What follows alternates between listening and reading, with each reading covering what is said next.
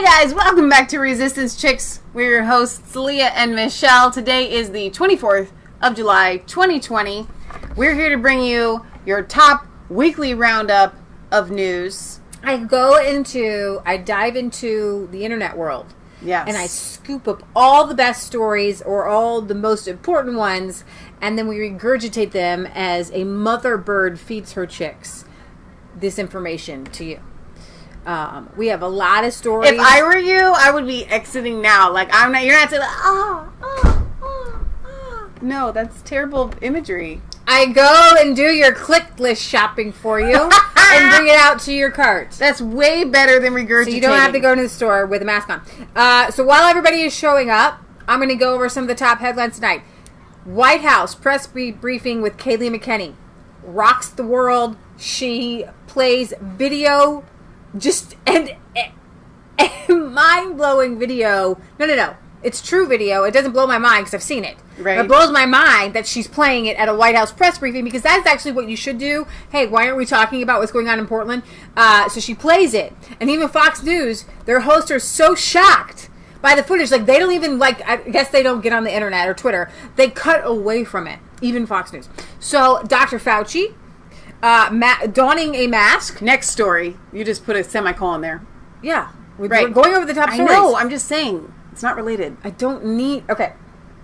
Follow along. I'm going to tell you the top headlines. Okay? I don't have a verbal colon for you. Okay? Semicolon. Colon, semicolon. Different. Comma. Different. Comma. Next up. We have Dr. Fauci, who throws out a first pitch at an opening game with nobody in the stands, and then immediately takes the mask off. Not to mention his pitch just goes cray-cray. Okay? So that's just hilarious. So in the chat, they're already saying Fauci throws like a girl. Worse than a girl, because I throw pretty good. We've got tonight, I'm going to share with you an article that preemies, premature births are down 90%. Why is that? Some invasive medical procedures before people give birth, stress. Let's discuss. I've got the doctor who did the hydroxychloroquine, and he has a layman's term final results. The Hebrew. Yes, he just kills all the people. Yes, and no one dies with the hydroxy and the zinc. Matchmaker, make me a match. Bring me the hydroxy with the zinc and the antibiotic, and it is a good match. And then I won't have the coronavirus anymore. Matchmaker. Yeah, pretty good. That's a little Fiddler on the Roof for you. Just off the top of my head, Eric Sandman has settled a suit with the Washington Post. Nice. He's got 2 down, 6 more to go. Mr. Sandman, I hope you get a lot of money, because they doxed your name and it wasn't very funny. Yeah, well, I hope he can spread that around to a lot of other people who've been doxed. There's a bunch of other stories, but let's dive right in to Kayleigh McEnany here, talking about Portland and how it is literally a war zone. So here we go. Trump administration will not stand by and allow anarchy in our streets. Law and order will prevail, and I have a short video for you because I want it to be real what is happening right now in Portland. So if we could play that video, that'd be great. Step to the side so they can see it. Fire!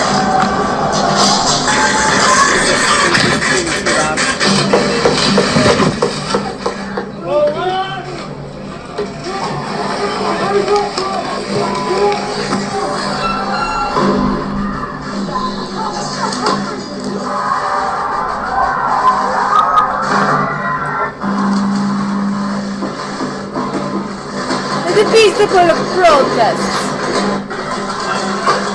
This is not about George Floyd. This is not about Black Lives Matter. I hope someone kills your whole family. That wasn't me, homie. I hope they kill you too. I hope someone burns down your whole precinct with all y'all inside. Can't wait to see it. As you can see, that is anything but a peaceful protest. All right. We were not expecting that video, and our management here at Fox News has decided we will pull away from that at this time. I want to bring... Wow. Oh Thoughts my gosh. on the pull away? We will pull away from that. We can't allow. Here's the deal. Even Fox News decides what you can and cannot know about the peaceful protests. Yeah. Do you understand? Yeah. They have curated all of the news. Yeah. You don't get to see Networks hate it when they cannot control the narrative. That's exactly right. So the producers cut away here. I'm going to play the rest of it. I hope someone burns down your whole precinct with all y'all inside.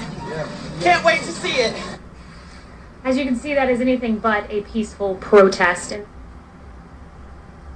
All right, we were not expecting that video, and our management here at Fox News has decided we will pull away from that at this time. I want to bring in Power Panel James. It's that is probably the most disingenuous thing I've ever seen. Unbelievable. Here's what the rioters did at a federal courthouse in Portland. They do this every single night. Every single night. Wow. Every single night. Every single Crazy. night. Okay, there's our Fox News. Like Redneck says, they're always saying how they hope you will die. Yeah, the Democrats refuse to acknowledge any of this stuff. Mary on Periscope says, I was shocked about the pull away. Yeah. Did you watch it live? I mean, it's unbelievable. Like every news station, if they were covering it, they can't let you see that. This is supposedly the mom wall here in Portland.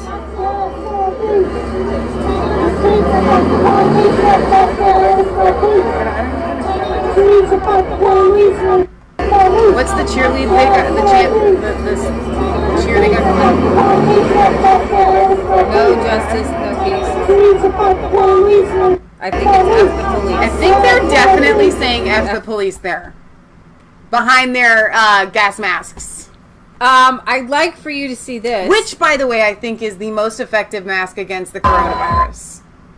I think it's the only effective mask against the coronavirus. You're not stormtroopers, and even if you were, you're on the wrong side. I really think that we all need, and this could go a long way, because I think you can get people that aren't pro-mask to become pro-mask if they were Darth Vader helmets. So we could all walk around, like with a power complex. My friend said that they were thinking about getting face shields because they had like Star Wars stuff on the sides. Nice.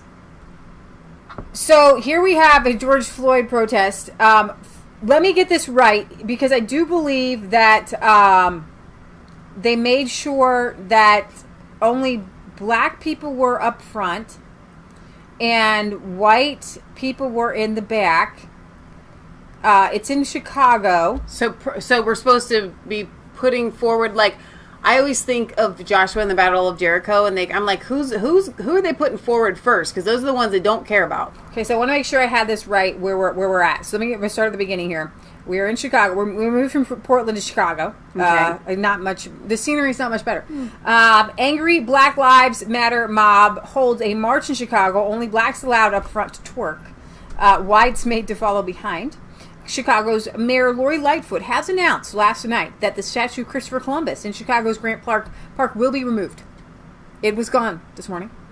Rioters had attempted and failed to remove the statue last week. We showed you that police were pelted.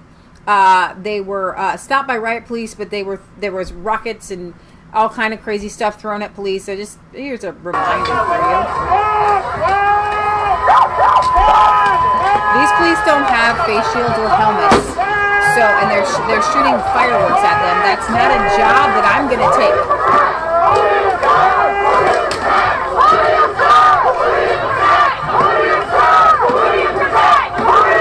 Who do you protect? So you see the guy. He's really good. It's almost like a game. I got your water bottle. Got your water bottle. Got your bat. He's got 4 feet so far. That is awesome!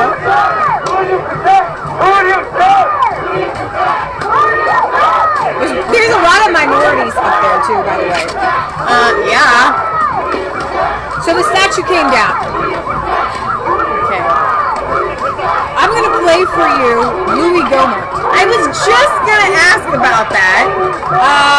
This guy, Christopher Columbus, sailed the ocean blue in 1492.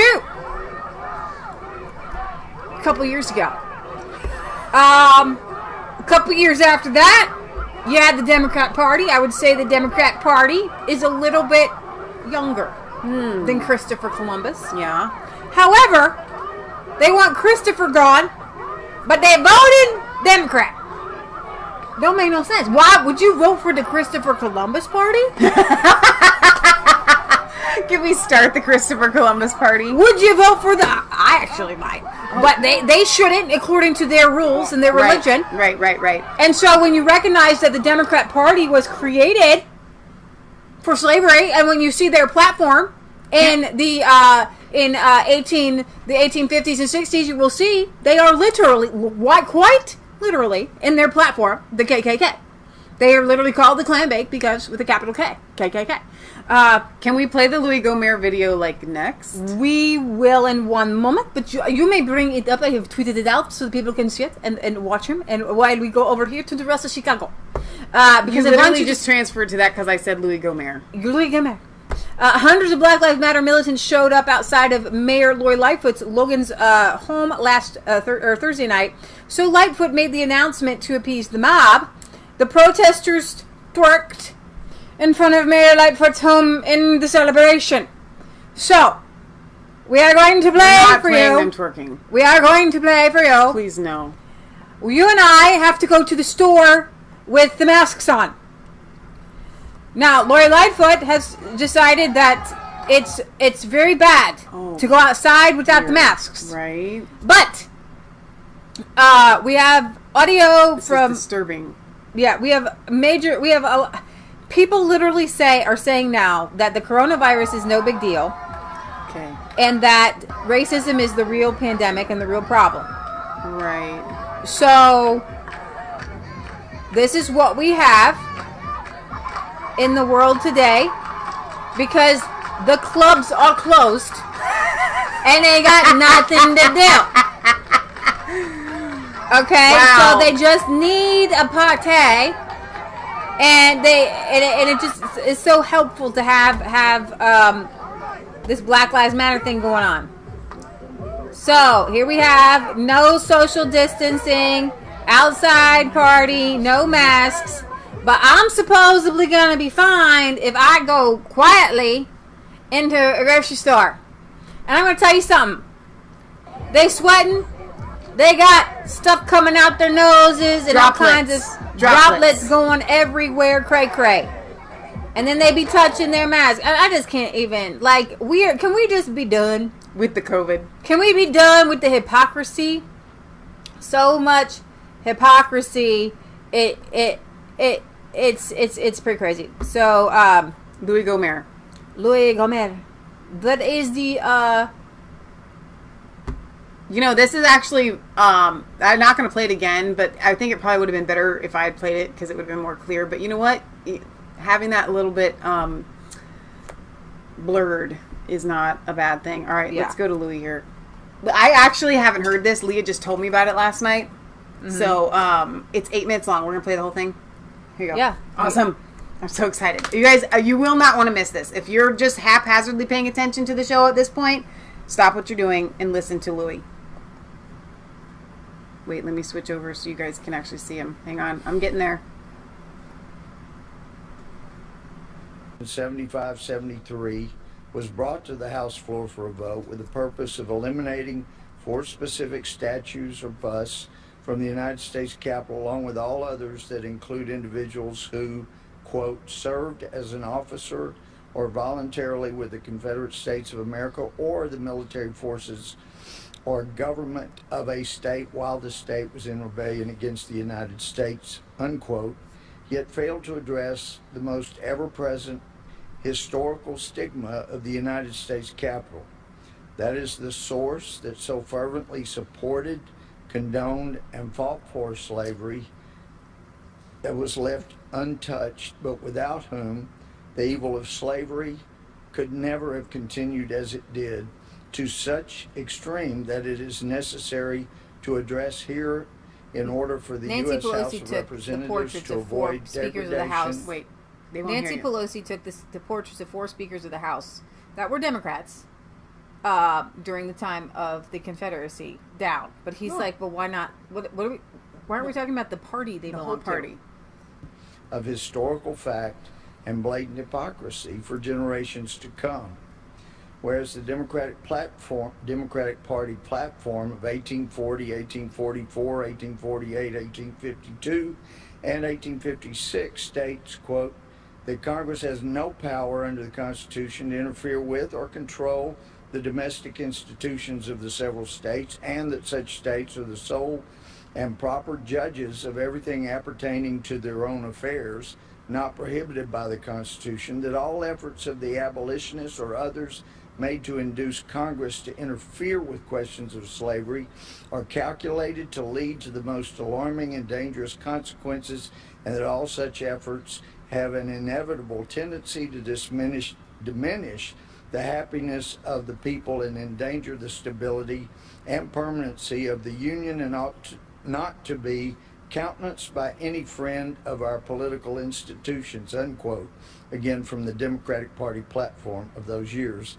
Whereas the Democratic Party platform of 1856 further declares that new states to the Union should be admitted, quote, with or without domestic slavery as the state may elect, unquote. Whereas the Democratic Party platform of 1856 also resolves that, quote, we recognize the right of the people of all the territories to form a constitution with or without domestic slavery, whereas the Fugitive Slave Law of 1850 penalized officials who did not arrest an alleged runaway slave and made them liable for a fine of $1,000, which is about $28,000 in present-day value. Law enforcement officials everywhere were required to arrest people suspected of being a runaway slave on as little as a claimant's sworn testimony of ownership. The Democratic Party platform of 1860, directly in seeking to uphold the Fugitive Slave Act, states that, quote, the enactments of the state legislatures to defeat the faithful execution of the Fugitive Slave Law are hostile in character, subversive of the Constitution, revolutionary in their effect, unquote. The Democratic Party platform again.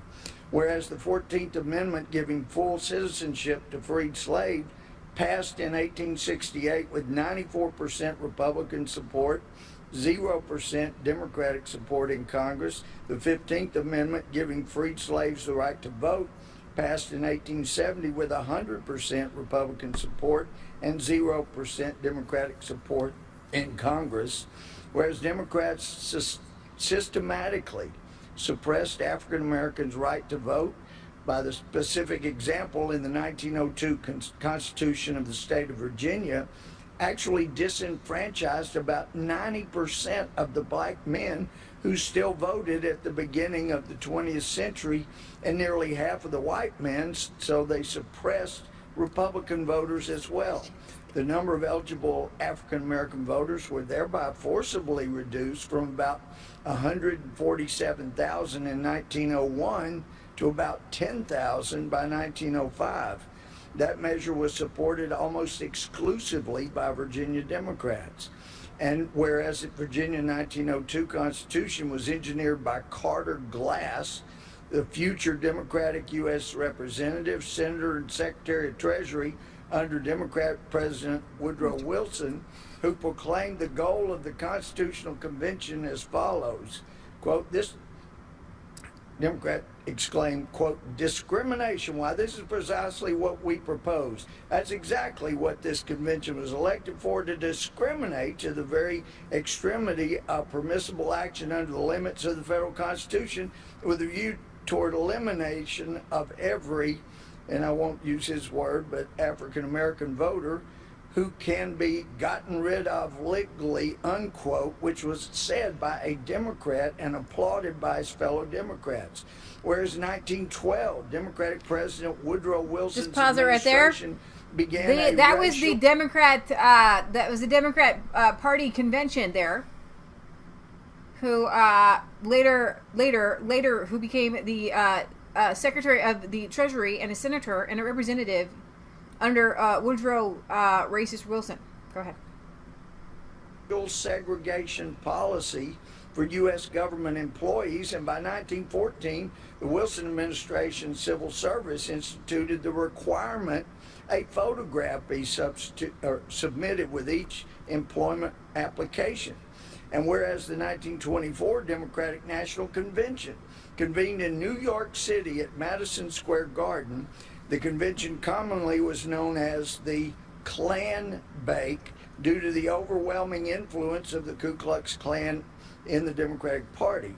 And whereas in 1964, the Democratic Party led a 75 calendar day filibuster against the 1964 Civil Rights Act, whereas leading the Democrats in their opposition to civil rights for African Americans was a member of the Democratic Party, Senator Robert Byrd from West Virginia, who was a known recruiter for the Ku Klux Klan.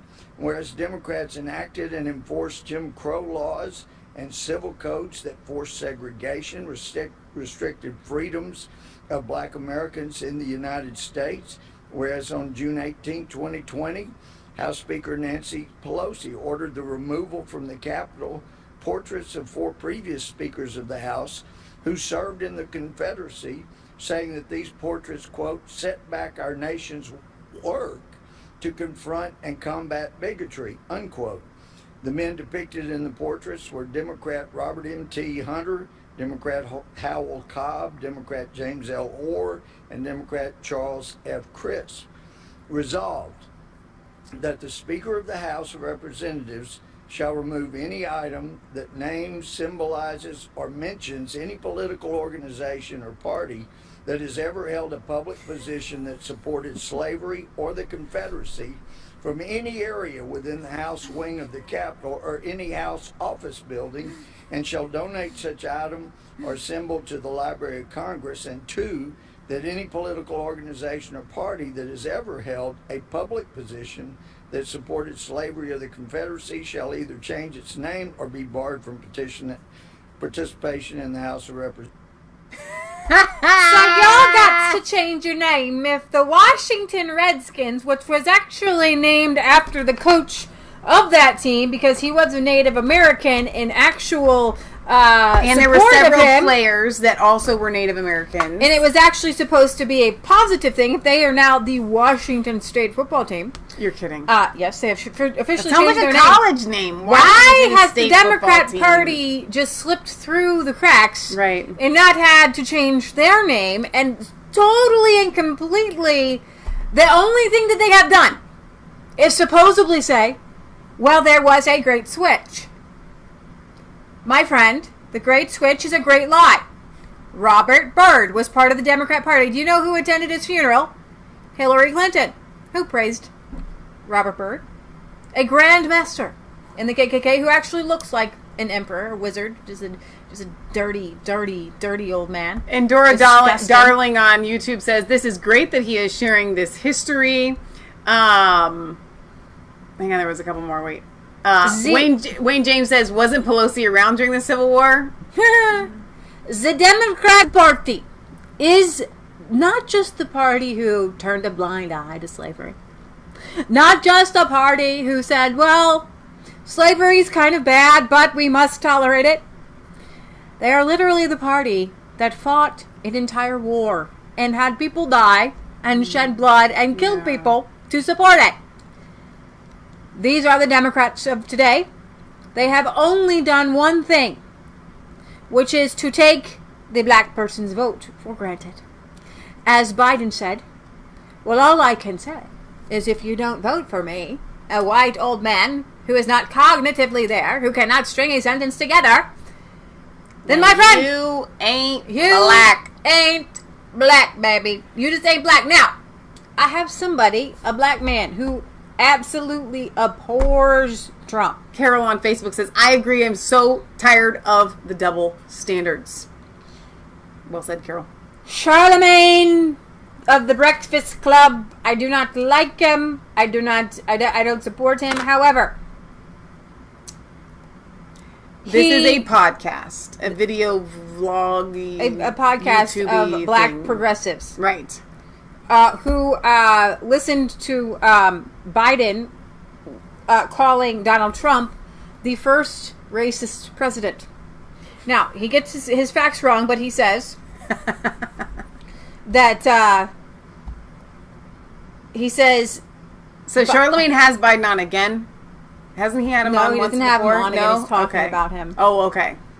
He insisted that there were at least 12 former presidents who owned slaves. That's not exactly true. According to at least one source, 8 former presidents owned slaves. Admittedly, this distinction does not exactly dilute his point.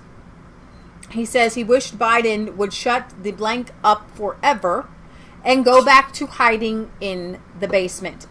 And I quote, without any swear words, "I really wish Joe Biden would shut the blank up forever and continue to act like he's starring in the movie A Quiet Place. Because as soon as he opens his mouth and makes a noise, he gets us all killed, okay?" The radio host said, "There's already so many people who are reluctantly only voting for Joe Biden because he's the only option and because Donald Trump is that trash." That's what he says. Here's the context. Charlemagne was referencing a comment Biden made Wednesday in one of his few public statements. We're going to talk about the other one.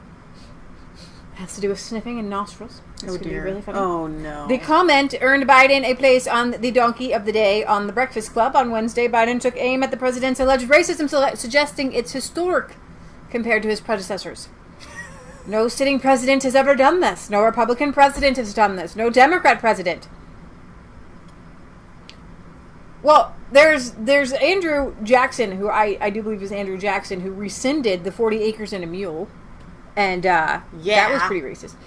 We've had racists, and they've existed, and they've tried to get elected president, and he's the first one that has done that. Woodrow Wilson, he literally segregated the White House.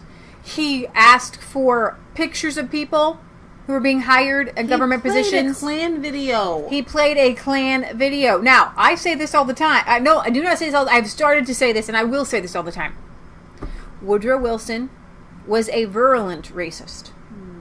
His number one policy that has wrecked lives the world over is the creation of the Federal Reserve, created. Ooh. Yeah, yep. In the back doors, in the basement, in the alleys, during a Christmas break.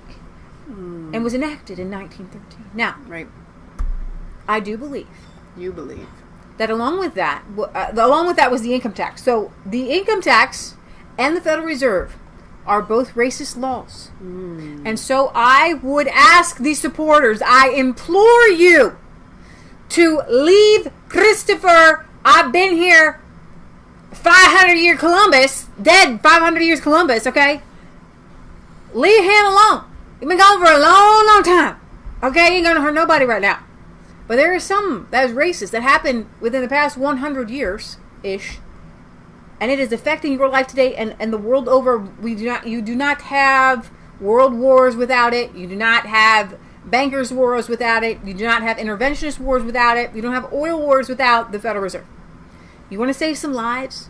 Black lives matter. The Federal Reserve's racist, honey. So is the income tax. Let's get rid of them both. All right. Charlemagne declared the presumptive Democrat candidate Thursday's Donkey of the Day. And then Charlemagne did something unexpected for a morning show host that mostly focuses on entertainment and pop culture. He whipped out the polling data. Charlemagne then cited polling that showed a wide enthusiasm gap between Biden and Trump, noting that it's not good for the Democrat to be lacking excitement among the voters. Because Joe Biden, excitement. That's what I think of him. Exciting. Exciting, man. I'm going to tell you something. Can't hold him back. Chillins, corn pop, get more excited about getting socks and underwear for Christmas than Democrats are about for voting for Joe Biden. Mm-hmm. Okay? And that's just a fact. Okay. Yeah. No, you're absolutely right. So with that, I have something. Tucker Carlson actually made a. I gotta find this right one. Pray for Tucker. Pray for Tucker. They're coming after him, and of course they're coming after him because he's the only person on the news that's telling the truth, and it just so happens that the only person on the news telling the truth gets the most views. Yes. All right, so this week I played this for Michelle.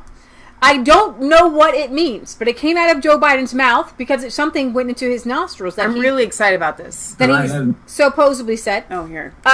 Joe Biden says that he had nurses at the Walter Reed Hospital. When was he in Walter Reed? I do not know.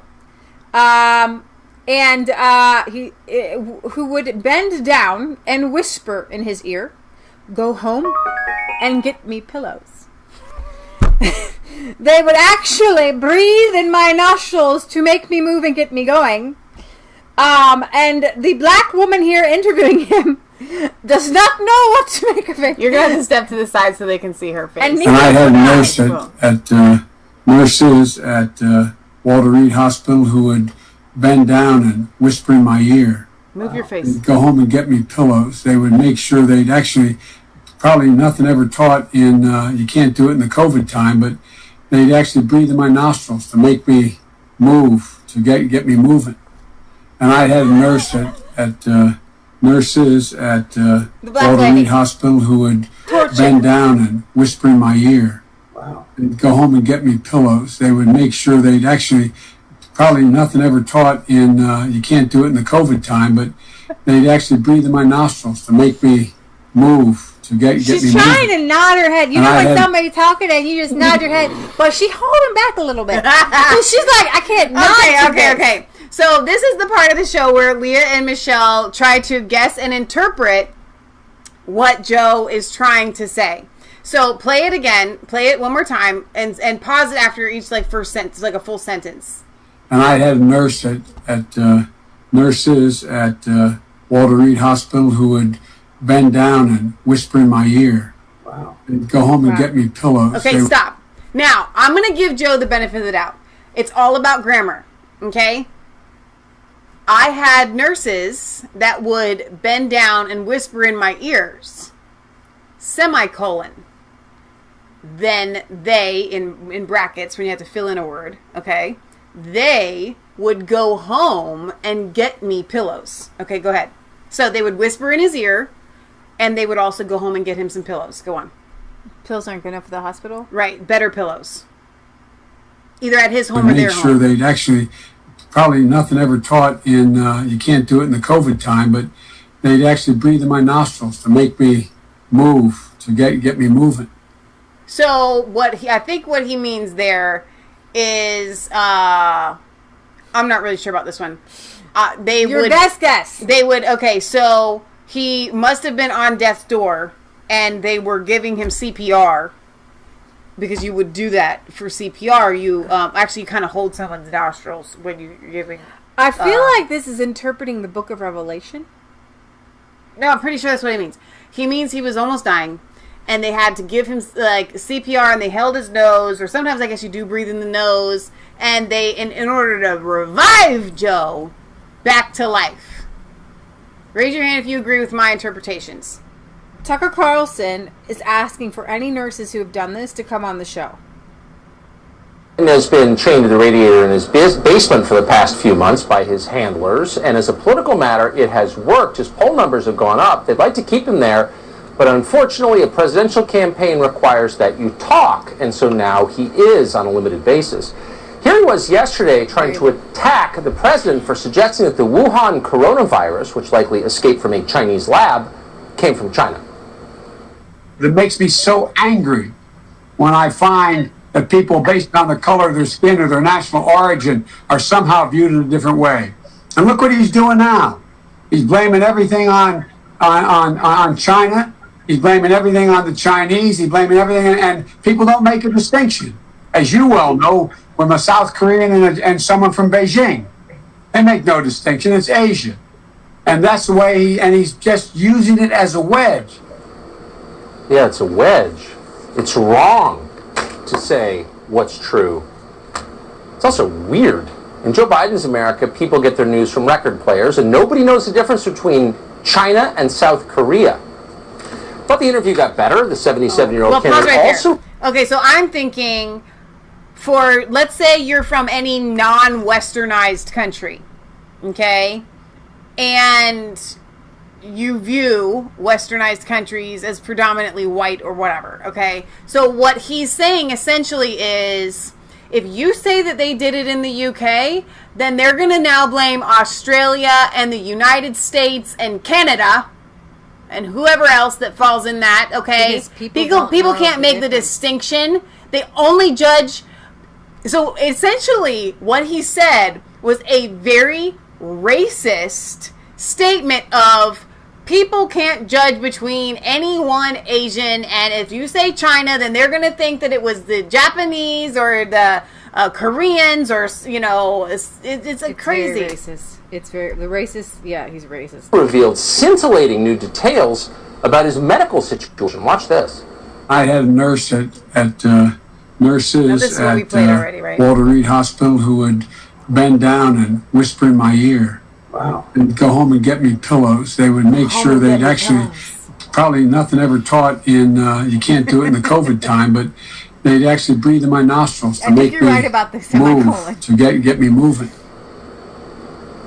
They breathed into his nostrils? That sounds like a resuscitation attempt. That's what We'd like to speak to anybody who has blown air into Joe Biden's We're live every evening at 8 o'clock, and we will give you a chance to tell your story, to unburden yourself. You have suffered. You deserve a chance to talk about it. So, I mean, it sounds like a Me Too moment. I mean, seriously. So let me read a few comments here from nurses on this. All right. I am the 41 years I have been nursing. I have never done that to any of my patients, not even ones in brain and spinal cord injury units who required repeated stimulation throughout the day to wake them from comas. The only time I breathed into the patient's nose was when I resuscitated a newborn, which is actually how you would CPR. do that. Right. That's how you do CPR on newborns. As an RN for many years, taking care of all levels of patients from the newborn to geriatrics in the ICU, I have never breathed into someone's nostrils. Been an RN for a long time, 30 plus years, and I've seen a lot of crazy stuff, but I have never seen any other RN, MD, or RT breathe into someone's nostrils, nor have I myself breathed into anyone's nostrils ever. It's just not a thing. I want to tell you a story. Wait, I have never in my 30 years of patient care, nor any of my nursing coworkers or respiratory therapists, mind you, ever breathed into patients' nostrils. WTF is he talking about? We even used an ambu bag to do CPR. This is not a thing. Go ahead. And the Lord God formed man from the dust of the ground, and breathed into his nostrils the breath of life, and man became a living soul. I think he read Genesis and tried to maybe read his Bible, which is a good thing, but he got it mixed up. And what happened is, men came to life, and he started to move about. And so Joe Biden believes he had a God moment where God breathed into his nostrils and all of his appendages started to move about. So now you know, that's Genesis 2:7. Happened to Joe. Because you know what? That's how long he's been around. Okay. Go, you know the thing. Go, you know the thing. You know the thing. All right, so there was a really good interview that was hilarious to me with Dr. Mark Siegel on Tucker Carlson with Donald Trump, talking about this cognitive test that he took and saying that the doctors had said that Donald Trump they were shocked at how well he performed. They would, say things like woman, tree, dress. Because we've had to do certain tests because we used to be guinea pigs for medical research studies. What's wrong with us. And they'll give you physicals and mental exams. Right. And in these mental exams, I'm going to give you a hint. A lot of times there's always a school bus. Yeah. Okay? So it's like dog, man, school bus, printer, whatever. And Apple. then you try to know this, and this is a secret, so now it's getting out there so you can pass it. They're going to ask you to do it again, and then they might ask you to do it backwards later on, right before you're done. And in order. And so what Donald Trump was saying is he's like, they gave me the tests, and I did it better than anybody ever did it before, and I remembered them all in order. And they were shocked. And what he was trying to say is, I'm all there. Exactly. And he's like, why don't they give one of these to Biden? He won't pass it. So the doctor who created cognitive test confirms to CNN that Trump did really well. So this is actually really hilarious to me. The doctor who created the cognitive test that Donald Trump took explained that some parts were somewhat hard and even challenging for most people. Appearing on CNN's Out Front with Aaron Burnett on Thursday, Dr. Ziad, I don't know why they would have had Nasreddin. I don't know why they would have had him on unless they'd asked him his opinion first. Told anchor Aaron Burnett that a 30 out of 30 score, which Trump claimed to have obtained on the Montreal Cognitive Assessment, is only something 10% of normal individuals get. You don't need to play Trump saying it, do you? Go ahead. Sure. What's the question? Many of the questions. And I answered all 35 questions correctly. They give you 5 names and you have to repeat them. And that's okay. If you repeat them out of order, it's okay, but you know, it's not as good. But then when you go back about 20, 25 minutes later and they say, go back to that question, they don't tell you this. Go back to that question and repeat them. Can you do it? Person, woman, man, camera, TV. They say, that's amazing. How did you do that? I do it because I have like a good memory, because I'm cognitively there. Trump touting the results as another reason why he should be reelected. Out front now, Dr. Ziad Nasreddin. He's a neurologist who created the test the president took. And Dr. Nasreddin, I really appreciate your time. So the White House, of course, has not released these details, but the president said that he aced your test, and he keeps talking about it like it's an IQ exam. Help us understand what is on the test. Yes, Aaron, this test is meant to assess cognitive functions, meaning that we are assessing which cognitive domains could be affected in neurological illnesses. So if we usually look at memory, at concentration, attention, executive functions, perception. So all these skills are assessed to determine if somebody's cognition is okay. So just to kind of understand, would a healthy person who does not have any suspected cognitive issues or memory issues or concentration issues need to take this test?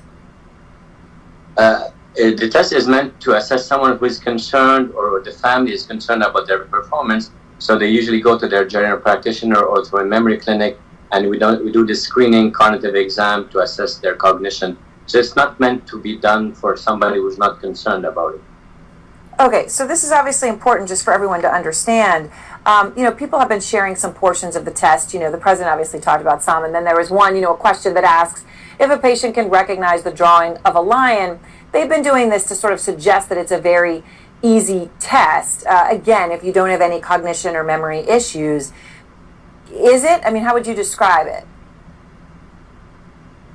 The test has been developed, and it took many years to develop it because it has to be hard enough to pick up subtle cognitive deficits that are early signs, for example, of Alzheimer's. So it is meant to be hard for patients who have a cognitive disorder.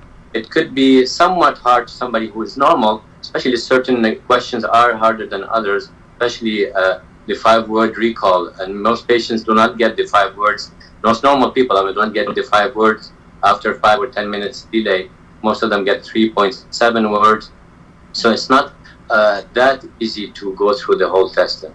And why would you take it multiple times? Would that be, sort of over time to see if you were seeing a decline in memory as you talk about this as kind of a gauge for Alzheimer's? I mean, we usually take it often every once a year or every 2 years. If we have a concern, we want to just check if the progression of our memory is doing well, if there's any decline with time.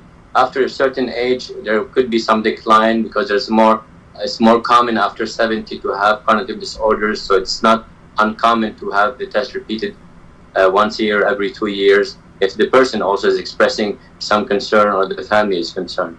So when asked about the ease of some of the questions, the president talked about the difficulty of later portions of the test. And obviously, you've just made a point. The 5-word recall could be very challenging for someone even who does not have onset of memory issues. But here's how he described it. Yes, the first few questions are easy. but I'll bet you couldn't even answer the last 5 questions. I'll bet you couldn't. They get very hard. Is that fair? The last 5 questions are hard, and you know, a fully normal person who didn't have any memory issues would answer them, would have trouble? Actually, I think it's referring to the 5 words question, because it is challenging. Some people get only 2 out of 5, 3 out of 5. So it's not everyone who gets 5 out of 5 or 30 out of 30. Like I mentioned before, only 10% of normal individuals get 30 out of 30. Wow. All right. Well, Dr. Ziad Nasruddin, I really appreciate your time. She's looking for. Only 10% of normal people get a 30 out of 30. So I would like to know what my score was. I remember specifically getting the 5 questions. Like they ask you to repeat it, and then they ask you to repeat it a few minutes later, and then at the end of the test, like 20 minutes later, they do ask you to repeat it. I'm pretty sure I can remember one time I got them all, and another time I did miss one. I remember specifically missing one, and I was really frustrated about that. I'm not real good at those. I've kind of done some of the, like, tried to do it with the so you can't even remember right now. I know. What's the movies with Matt Damon? And he has to, or I don't know. No, it was Ben Affleck. The Bourne series. They had to do 9 things, and I can never do them. Okay, so that's because I think you are specifically, and I am too. A lot of times, give me the information, and then I'm gonna chew it up, and I'm gonna process it, and I'm gonna literally spit out the bones. You know, digest the meat, and if it's not important, like I got too much going on up in there. Yeah. Okay, I got and the thing that we have said about Donald Trump. Honestly, I'm going to be completely straight up honest. I think he's a genius. I think he has genius level. The way that he can retain names, people, all of the information, regardless of what you think about his politics. Mm-hmm. You cannot question the mental, cognitive capacity. You may think that he's an evil czar. The way he actually speaks sometimes care. Does not show his mental capacity. I think almost he dumbs down because he wants to seem like an everyday guy. You know, I think he tries too hard in that room. His memory is impeccable. Yeah, it's like a vault. Like our friend Catherine, who when she reads, she remembers the stuff. Mm-hmm. He remembers names. He remembers people's. That's why he's able to go from thing to thing to thing to thing to thing and pick it all up again. Right. And you'll notice when he's being interviewed, they will purposefully kind of like bounce things around, and he will like 5 minutes later come back to the original point. Like, hang on, you tried to get me off of this. Let me address this. And I hate it when people don't do that. Well, see. And you also notice that he hammers things repetitively. I think that that's how he remembers things, because he hammers them repetitively and like a supersonic thing in his brain. Well, and I think also he understands that that's what makes a good teacher, that you need to, in order to get something into a student, you have to keep repeating it. So I want to move on here to Jill Salatin's blog this week. I want to take the test again. Okay. That talked about some coronavirus cures. I just can't do it. Okay, so he said hydrogen peroxide is the body's first level of immunology. Babies are loaded with hydrogen peroxide. Diseases love oxygen deprivation. Heavy metals like aluminum and nickel depress the immune system. That's why infant vaccines contain heavy metals. Exactly. To depress the immune system enough to override the high hydrogen peroxide levels so that the backup immune system antibodies will have to kick in. Alternative clinics around the country who administer medical ozone, hydrogen peroxide, and intravenous vitamins have not lost a single patient to COVID-19, regardless of comorbidity. Okay, diabetes, age, whatever. But any publicity on these results quickly gets censored and suppressed in both social media and mainstream media. Some 7,500 doctors have sent a letter to President Trump admonishing him that we don't need a vaccine for COVID. All we need is intravenous vitamins and hydrogen peroxide, but you won't hear about this either. Here's the deal about vaccines. You need to understand something. They are not healthy across the board. You get them because the risks, okay, the ratio of benefits versus risks. The benefits outweigh the risks, okay? It's like when we get poison ivy. We use bleach. Now, I'm not telling anyone else to do this because I'm not a doctor, right? We use bleach to clean off because Leah gets it really, really bad, and my mom gets it kind of bad, and I kind of sort of get it. But if I get a spot of poison, I have to put bleach on it. Now, we go so far as to try to buy soaps that don't have sulfates in them because we don't want to put chemicals on our body. And yet, bleach is one of the harshest chemicals that you do not want on your body, right? Or in your body or whatever. But the benefit, in our opinion, outweighs the risk. So when it comes to a vaccine, you want to try to do the healthy things first and not go to, let's give everyone a vaccine. If we don't have to have a vaccine, then why? Yeah. You don't just do it for like ease. It's like a woman just getting a hysterectomy because it makes life easier. Right. Let me go on here a little bit, talking about an ER doctor on the radio saying that COVID-19 loves cool, dry air that created by air conditioning. So you might see some spikes in Florida and Texas and Arizona because everyone is sitting around in the air conditioning, quarantined. Get outside, breathe some healthy hot air. Breathe some healthy hot air. Yeah. Interestingly, your chance of catching it from the family member is about 10 times what it is from doing anything outside of your house. So why the masks outside? Some doctors are calling face masks Petri dishes to help folks understand the negative consequences. Some are predicting a spat of lung problems in children.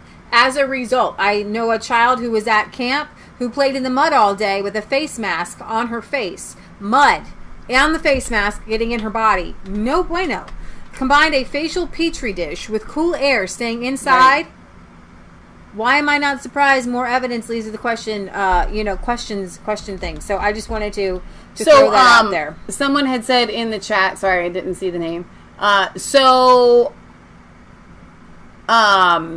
Taking diluted hydrogen peroxide is... I don't know what that is. That's a medical thing. Now, I don't know what the hydrogen peroxide treatment is. Here's the deal. Again, I have to say this for the show. We are not nurses. We are not doctors. We are not medical professionals. Right. Okay? But my understanding is hydrogen peroxide is on the periodic table. Okay? Hydrogen peroxide is a lot safer. It's not like a harsh chemical like bleach. You do take it internally for certain things sometimes. I'm not telling you to.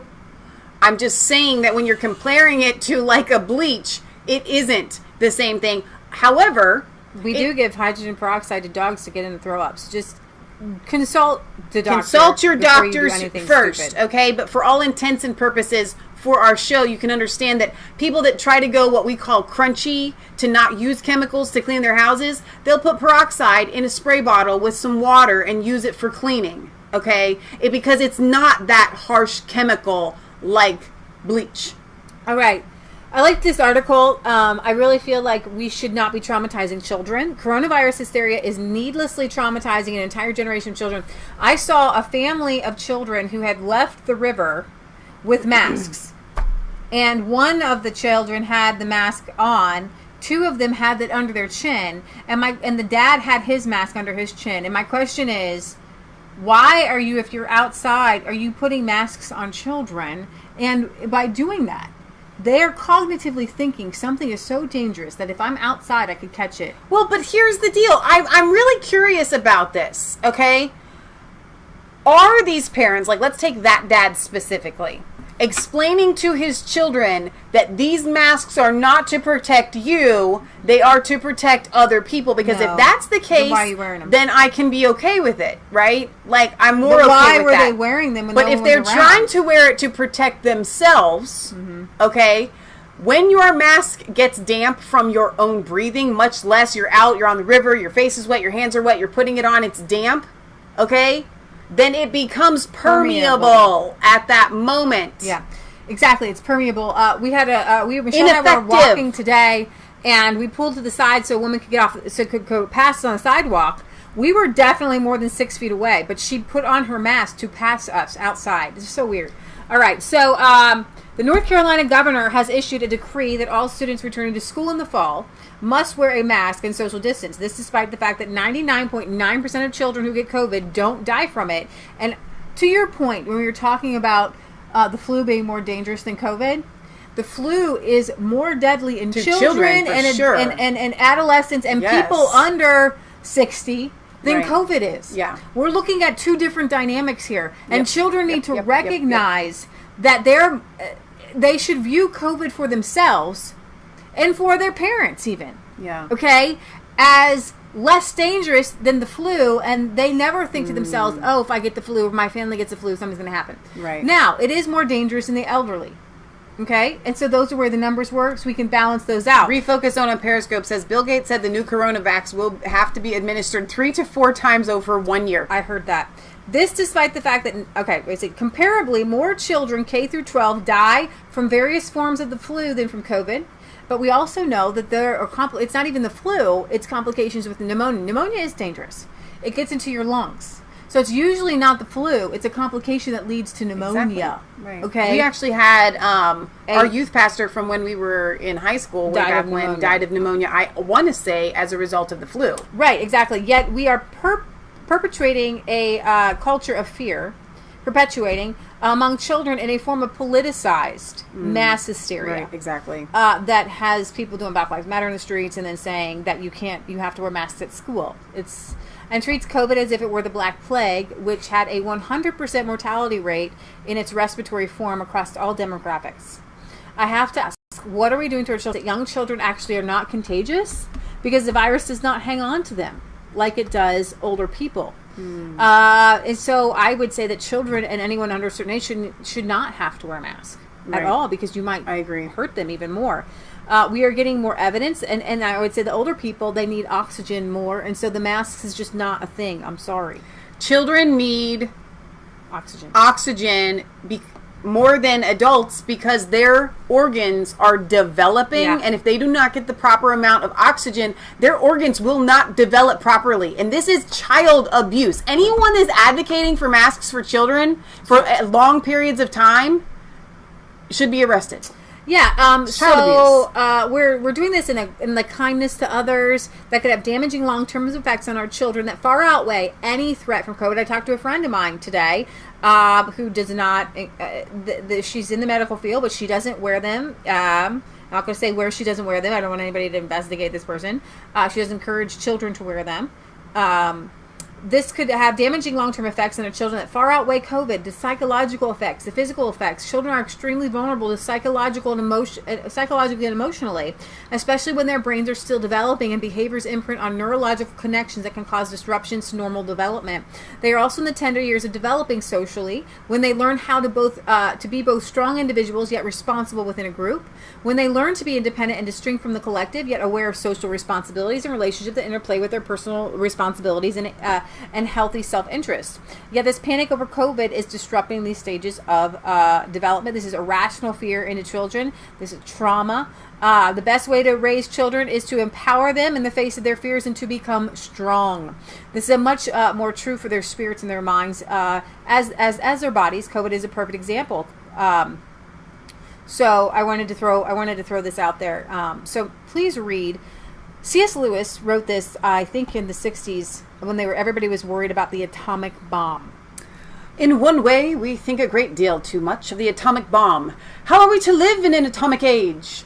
I am tempted to reply, why, as you would have lived in the 16th century when the plague visited London almost every year, or as you would have lived in a Viking age when raiders from Scandinavia might land and cut your throat any night, or indeed, as you are already living in an age of cancer, an age of syphilis, an age of paralysis, an age of air raids, an age of railway accidents, an age of motor accidents. In other words, do not let us begin by exaggerating the novelty of our situation. Believe me, dear sir or madam, you and all whom you love were already sentenced to death before the atomic bomb was invented, and quite a high percentage of us were going to die in unpleasant ways. We had indeed one very great advantage over our ancestors, anesthetics, but we have that still. It is perfectly ridiculous to go about whimpering and drawing long faces because the scientists have added one more chance of painful and premature death to a world which already bristled with such chances, and in which death itself was not a chance at all, but a certainty.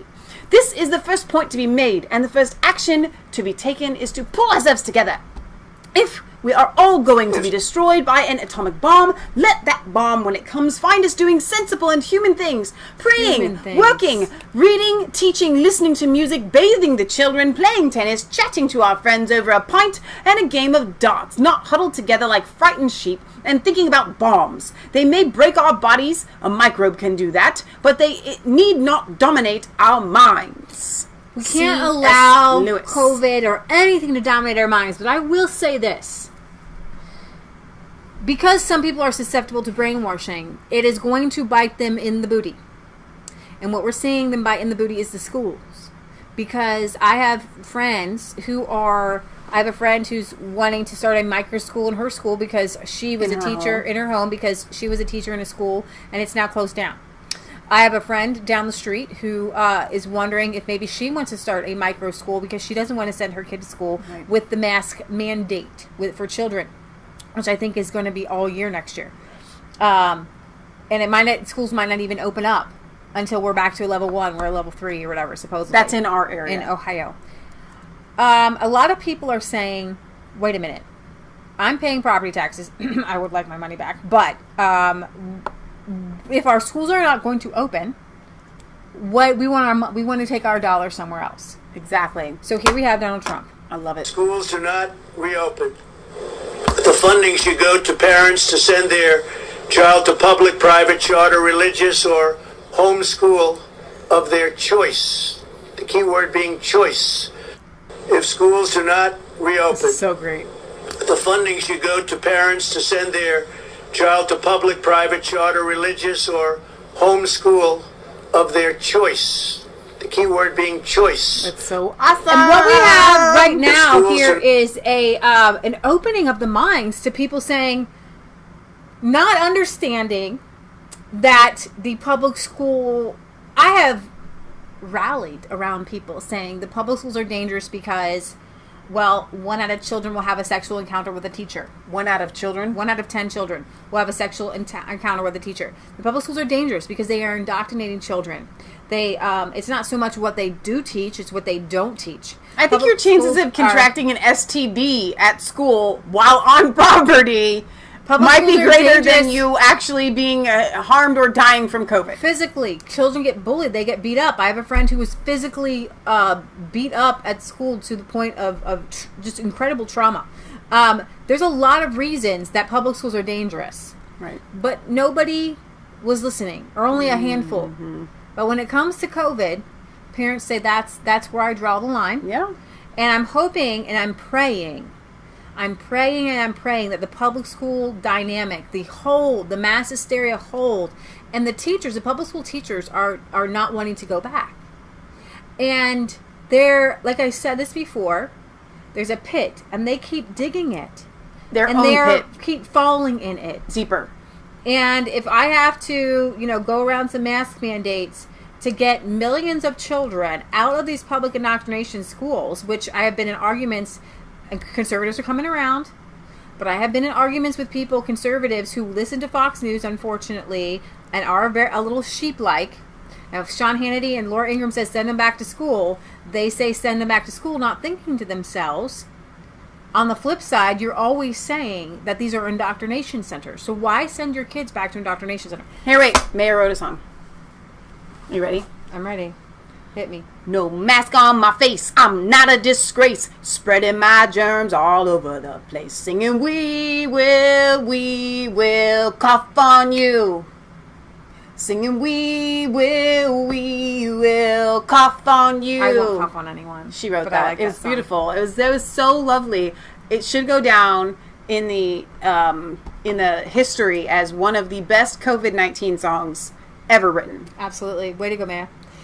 Portland's 54th consecutive day of protest looked quite peaceful. I'm going to show this a little bit because James O'Keefe, he says, my colleagues were prosecuted and incarcerated for walking into a federal building with a hidden camera peacefully. Okay? Do this to a federal building and nothing happens to you. 17.4 million views. This is a federal building. This is why our troops are in Portland arresting people, because it's a felony to attack a federal building. And they do it every night.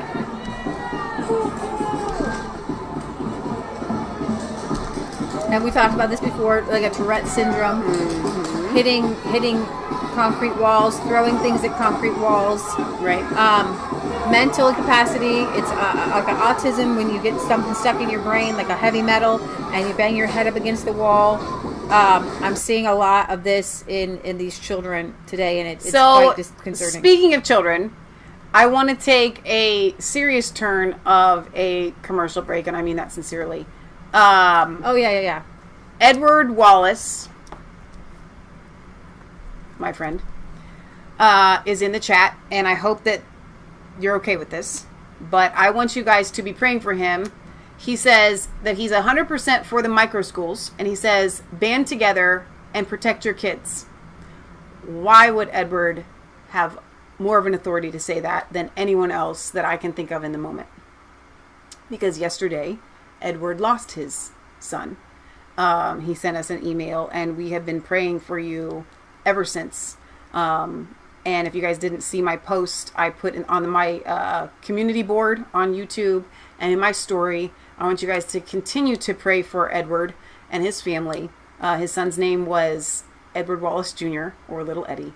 I cannot fathom or imagine what it is like to go through something like that. I literally cannot wrap my brain around it.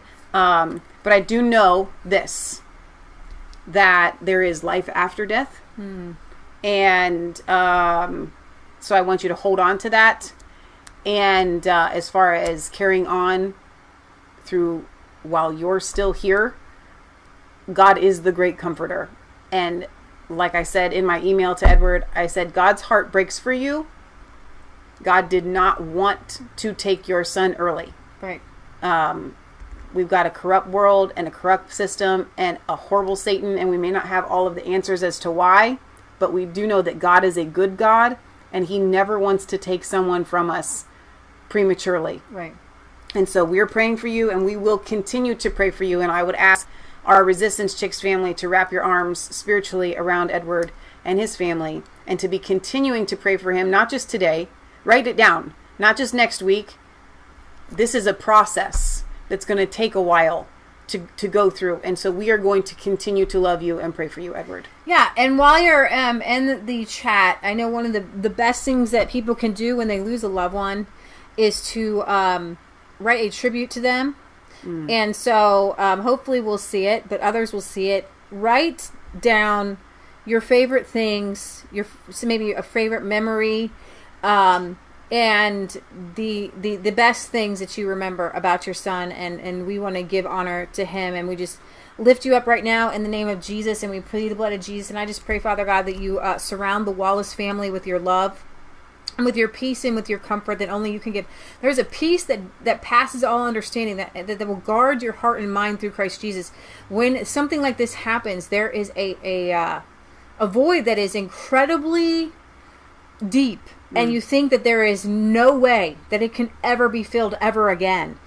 And Lord, we know that you can come in and you can rush in and you can begin the healing process immediately to add a cathargy, a painkiller to the pain, while the broken bone it heals. And you will heal. You will be able to think of your son in happy memories one day, and it may not be today and it may not be tomorrow, but I pray, Father God, that you give him a vision of a day where he can remember the good memories and have good feelings and not pain and hurt. I know a lot of people say that the pain is always with them, but I pray that you give him a vision of his son in heaven, and that one day he will get to the place where he is healed and the pain is no more, but he joyfully looks forward to the day where they meet again.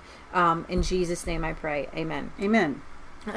This kind of next little clip I'm going to show you a little bit goes with this, that the birth pains that our nation are going through.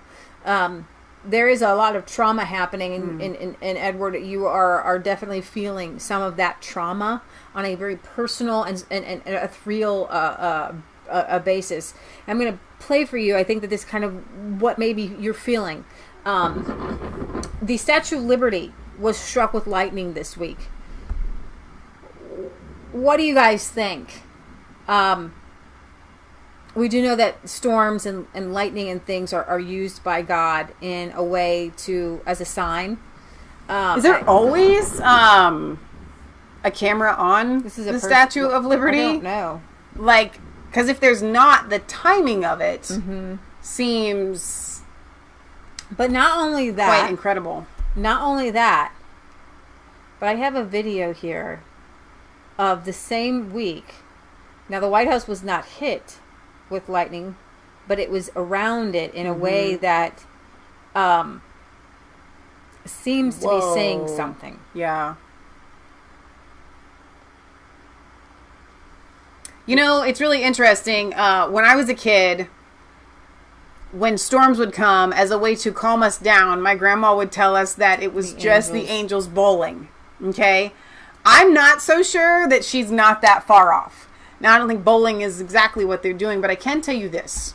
And I have friends of many, many different denominations, but are all believers in Christ. And out of those friends, the ones that I respect the most from, again, multiple denominations have all said the same things to me, that they believe, and I'm talking specifically about Tim, but I've had at least 3 or 4 other people say this, that they believe that what is happening in the spirit realm, the battling that is going on right now between good and evil, is so intense.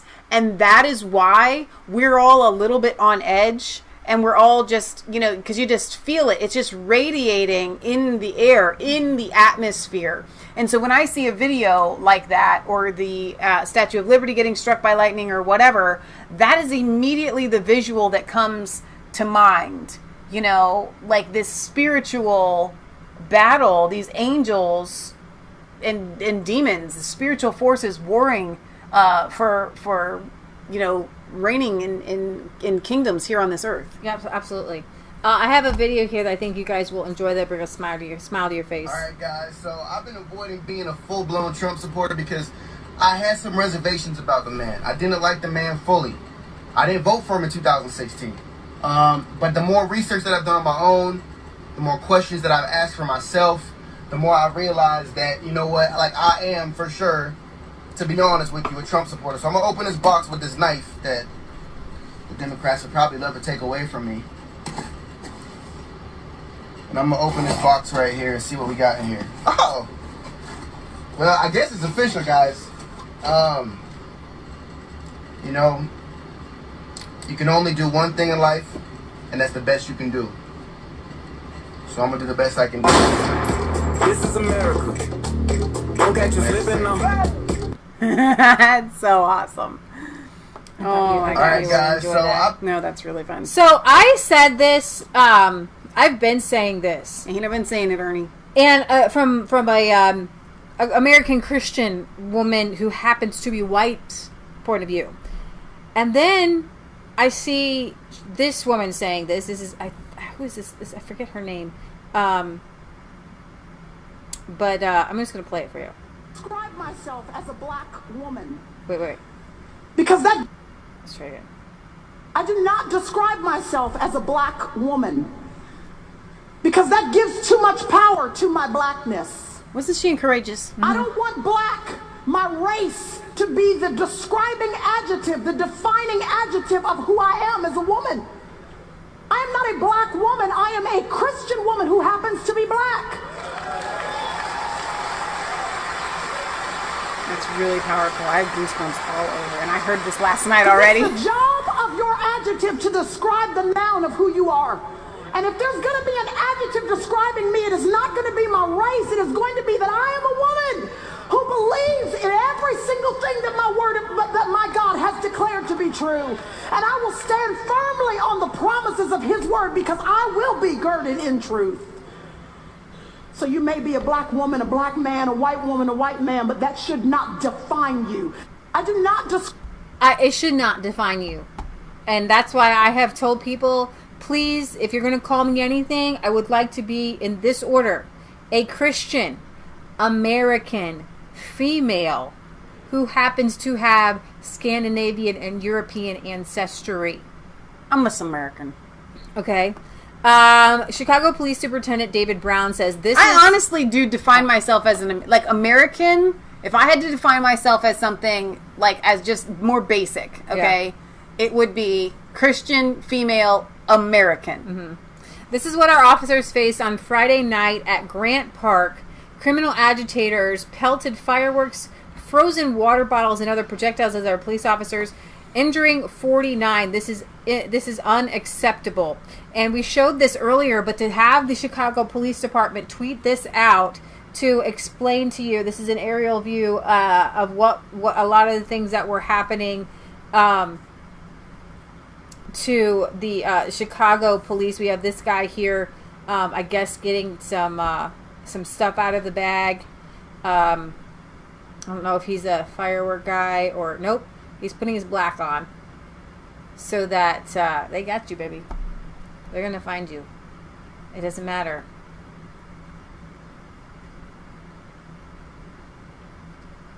How they've got satellites, man.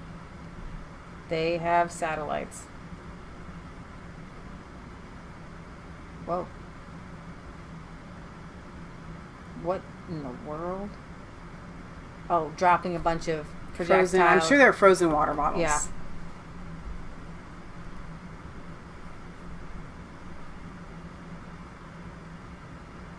Abolish slavery. Look, these guys don't even have helmets on. And they've got a bunch of umbrellas. This is all funded. This is all paid for. This is all planned. It's like a war zone, so they're taking down their what is this madness over a Columbus statue? It's insanity. It's just pure insanity. And then the fireworks go. I can't breathe. It's this is all George Soros, open society. It's not so open when you're coming in with umbrellas, attacking police. They're attacking the police over a dead man who's been dead 500 plus years. For about about 500 years. He's catching. I told you the guy catching this stuff is just a beast. They should sign him on because he's catching left-handed. It's pretty impressive. Yeah. So, 3 federal officers may not recover their sight after Portland rioters' laser attacks. This one was really sad for me, and I didn't even really want to share it with you, but I'm going to. 3 federal officers may have been permanently blinded, and gosh, please, God, no, by laser protesters on Monday in Portland, according to the Federal Protective Services. At a press conference Tuesday, 1,000 people surrounded the Hatfield. Klein said over 1,000 people surrounded the Hatfield Federal Courthouse that night and began removing plywood coverings from the windows and throwing objects, some of which could set things on fire, incendiary. The crowd also vandalized the building with spray paint, and when officers responded to put out these fires, glass bottles were thrown and lasers, which can cause permanent blindness, were shined into their eyes.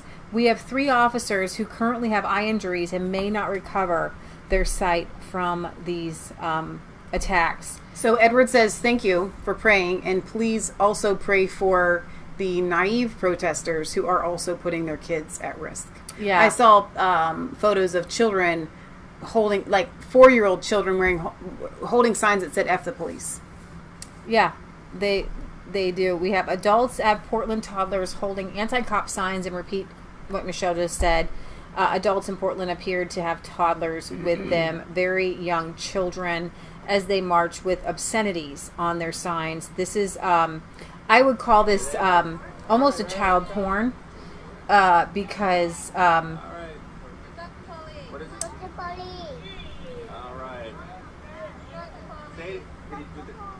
She's literally repeating what her sign says. You didn't need to hear it. She literally just said it, though. They told her what her sign said. They told her what her sign said. That's child abuse. It's just child abuse. It's child abuse. So I say it again. Jane O'Malley on Facebook says, I'm proud to be an American, injuring closer to 70. 1 is blind now and 3 blind in 1 eye just to begin with. It ticks her off profoundly. So this was a big thing this week. If you guys are QAnon supporters, you know, we don't actually support QAnon But I do know that there are a lot of people that do.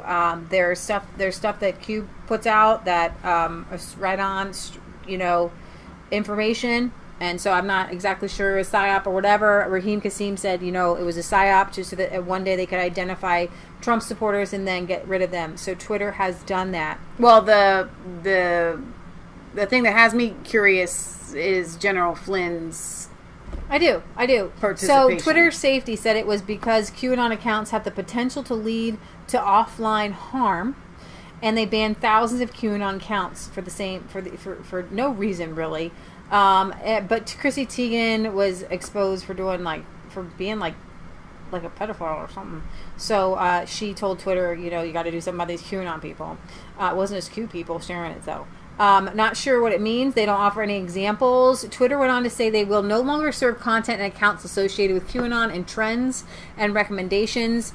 Keycap Digit 2 work to ensure we're not highlighting this activity in search and conversations. Keycap Digit 3 block URLs associated with QAnon from being shared on Twitter. It's not clear what kind of danger Twitter Safety is worried about. It is clear and well known that QAnon supporters are diehard Trump supporters. Maybe that's the danger. But Twitter also announced this week new rules on child exploitation. According to Twitter Safety, discussions on attractions towards minors are permitted. What is not a violation of this policy? Discussions related to child sexual exploitation as a phenomenon or attraction towards minors are permitted, provided they don't promote or glorify child sexual exploitation in any way. Artistic depictions of nude minors in a non-sexualized context or setting may be permitted in a limited number of scenarios, e.g. works by internationally renowned artists that feature minors. So hardcore Trump supporters are not allowed, but discussions on attractions to kids is allowed.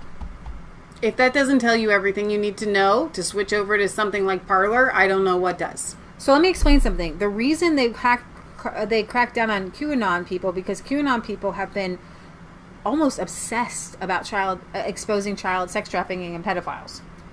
And so they're literally saying, we're okay with that. Right. And that's why we're getting rid of you, because we are a bunch of child sex... It's exactly crazy. Right. Skip that one. Let's see. DOJ has arrested 18 who face federal charges after a week of riots during Portland. So just to let you know that there have been 18 arrests, that there should probably be hundreds and hundreds more. Moderate White House reporter says safe streets and children respecting police are part of the president's agenda as if it's a bad thing. What does that say about the Democrats? So longtime White House reporter Mark Knoller took a swipe at Press Secretary Kayleigh McEnany today. Knoller said twice McEnany ran video on Friday in support of the president's agenda. One video showed violent leftist rioting. We showed you the videos earlier. The second showed children respecting police officers. We didn't get to see that video. So does Mark Knoller think these are bad? Does Mark Knoller believe his cohorts on the American left do not support the peaceful protests? So twice during her press briefing, McEnany ran videos in support. I think it's McEnany. No, it's not. It's McEnany. It's McEnany. They say it like this. Kayleigh McEnany. Whatever. Kayleigh ran videos in support of the president's agenda. Michelle is the name police. One on urban violence against which Trump wants to send in federal law enforcement, and another video of little kids cheering local police. Twice Fox News cut away even on the cheering of the police. So, we're gonna there we go. We got that one. Mayor Bill de Blasio quotes Karl Marx.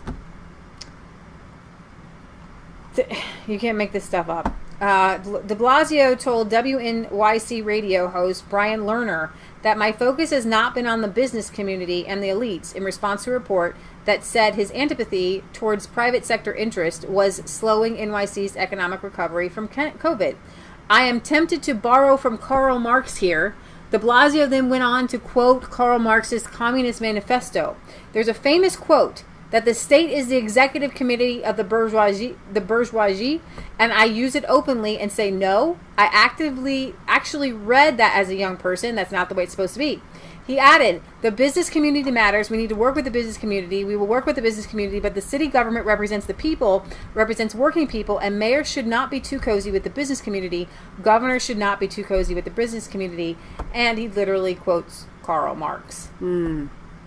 So I don't know what to make of that. You guys are going to love this, okay?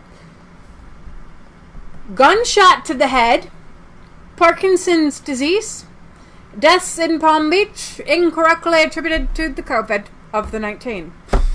When it comes to overinflated coronavirus death counts, we recently outlined how a fatal motorcycle accident in Florida, we have covered that, was added to the state's COVID-19 death toll. Still, no precise data shows just how overinflated the death counts are on a state-by-state level. We have to rely on real journalism, such as a new report by CBS 12 West Palm, which made a shocking discovery about the deaths being incorrectly attributed to the virus. So, CBS, over here. The 19 crisis, a new record, 173 deaths in the state of Florida and more than 10,000 new cases overnight. Meantime, the United States just surpassed 4 million cases. After trending down for the past couple of days, the percent positives are going in the wrong direction in all three major South Florida counties. Palm Beach County is at 11.3%, while Broward County is at 14.1%, and Miami-Dade County sits at 18.5%. New questions tonight about the accuracy of the death count after the CBS 12 News I-team uncovers several cases of people listed as COVID deaths but clearly died from something else. I-team reporter Danielle Wall has more on those discrepancies and the changes that the medical examiner's office is now making after our investigation. A 90-year-old man who fell and died from complications of a hip fracture. A 60-year-old man dead from a gunshot wound to the head. These are some of the deaths in Palm Beach County recently and incorrectly labeled as COVID deaths in medical examiner records.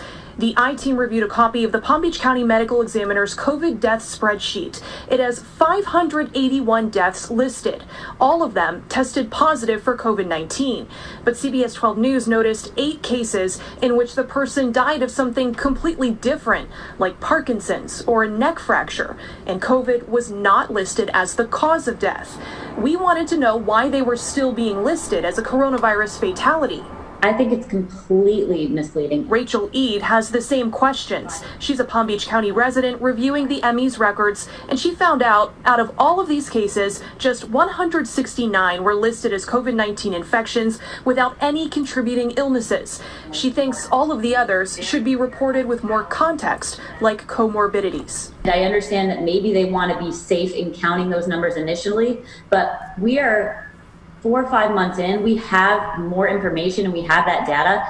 We need to remove the COVID cases that are not exclusive COVID, and we need to be giving people that information. Governor DeSantis on Fox News this morning said after an Orange County motorcycle crash was recorded as a COVID death, Florida's fatality count needs another review. I think the public, when they see the fatality figures, they want to know who died because they caught COVID. If you're just in a car accident, and we've had other instances in which it just was no real relationship that has been counted. So we want to look at that and see, how pervasive that issue is as well.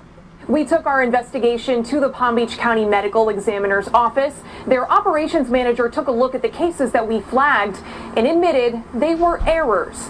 He says the staff is working to remove the erroneous deaths and says we should see an update in the next report that they release tomorrow. So 169, and then if you're counting those, I want to know their age. I want to know, did they have, she said no comorbidities, nothing. It could be just COVID was 169. But how many of those were really coronavirus? I want to know. We need to know the details here, because I think that we're scaring people wrongfully in some cases. It's all about power. Yeah. Oh, sure it is. Sure, it's absolutely all about power. This is your annual, daily, weekly reminder of the dollar. I had a question that I just noticed. We actually don't talk about it that much. Well, we do. We do talk about the dollar all the time. We just kind of. I mean, like what's happening right now with it. I had a friend of mine say, "Do you really think that they're going to get rid of all cash and make us go digital?" Because I use cash. I was going to buy some CDs. And I want to be careful, just like with medical advice, what kind of financial advice to give people. And as Lynette Zhang, I want you to go to Lynette Zhang's ITM Trading, and I want you to watch her videos, and I want you to be well informed. I don't want to be the prophet of doom, okay? But sometimes you get it right, like Jeremiah, and sometimes you get it wrong. We've been discovering there have been many people who have predicted the end of the world, the Millerites in the 1800s, what did they call them? The Chiliites in the 200s, the 3rd century. There have been many people who have predicted that Jesus was coming back, and yet Jesus is here in our hearts, but physically is not here amongst us in physical form. And so I want to do this. I want to make sure that we got this right.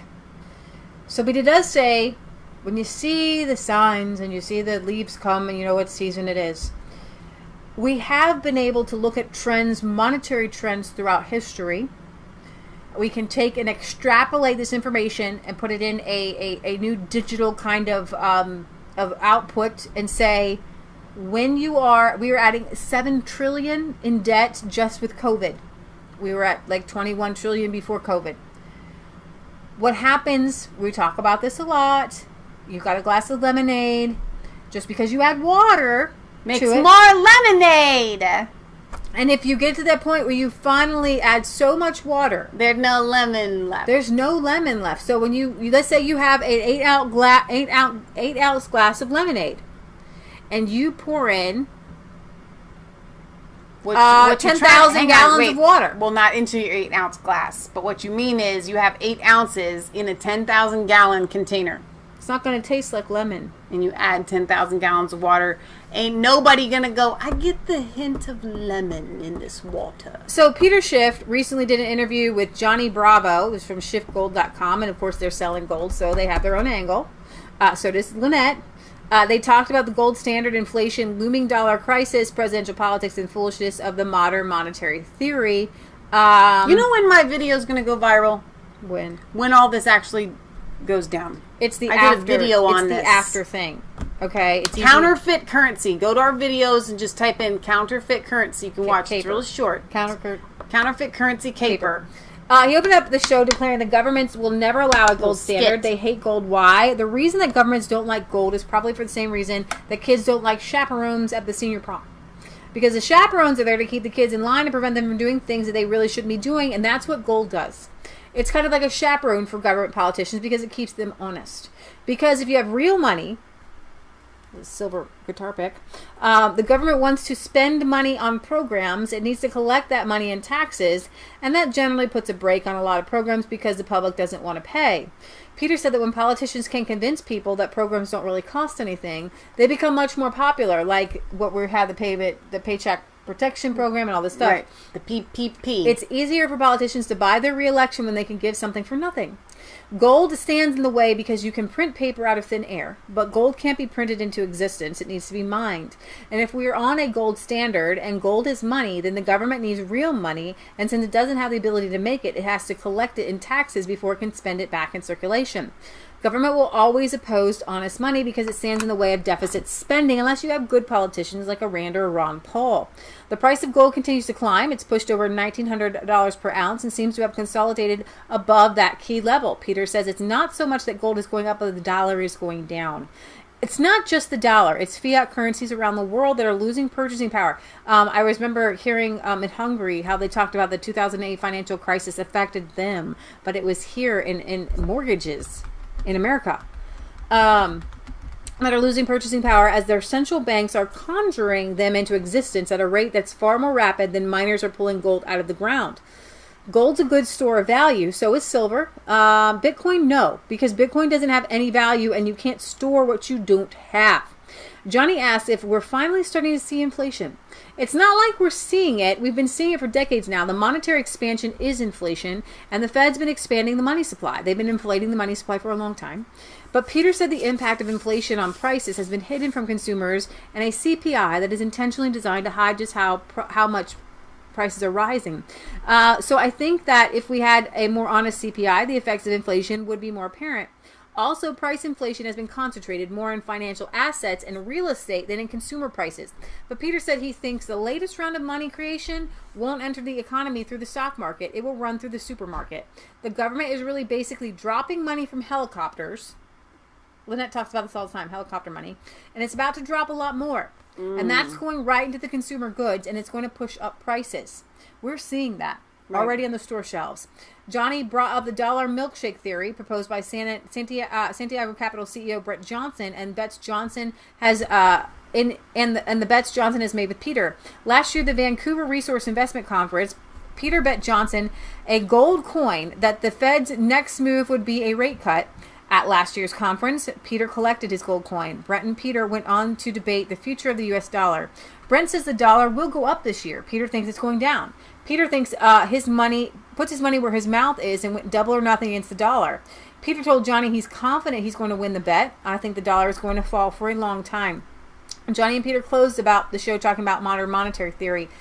That's what's happening right now with the $1 trillion in the printing. Constantly, listen. There's nothing modern about it. Go ahead. It's not like they just discovered the printing press. Central banks have been destroying their currencies from a printing press for a long time. Peter said it's not much of a theory either because a theory implies it maybe will work. But if it's already been disproven multiple times, it's not really a theory. It's a tragedy. So it's not a hypothesis, not a theory. The next step of theory is hypothesis. You got to test it, right? We've tested it. It doesn't work. It's never worked. So the whole name doesn't even make sense. According to MMT, countries that borrow in their own currency don't have to worry about how much debt they have because the central bank can just print more money and pay the debt back. What we have is a circular thing going on where the Fed is granting money to the banks and to the government and then buying back the government bonds. How is that a thing? That's not a thing, okay?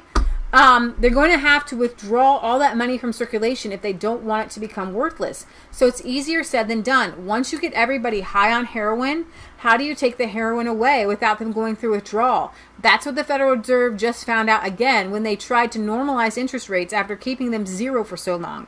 The market started hemorrhaging. They went into withdrawal in the fourth quarter of 2018 and everything started falling apart. So they had to go back to QE, quantitative easing. They had to go back to rate cuts. They had to keep the addict juiced up. In conclusion, MMT is a disaster, but of course politicians love it. It's the ultimate something for nothing. They hate the gold standard. So Michelle, what is the answer here? Or is there an answer, or is there just a prediction? That's a really broad question. Okay, the answer is we do have to have an economic reset. And what will happen when that happens is if you're holding dollars, and this goes for everyone across the board, whether it's in your bank account or in your hands, they will then have like no value. Okay, and then we have to issue. They would have to construct, and this is probably going to happen, a new currency. Now, what's being floated and what's been being talked about is a gold-backed digital currency.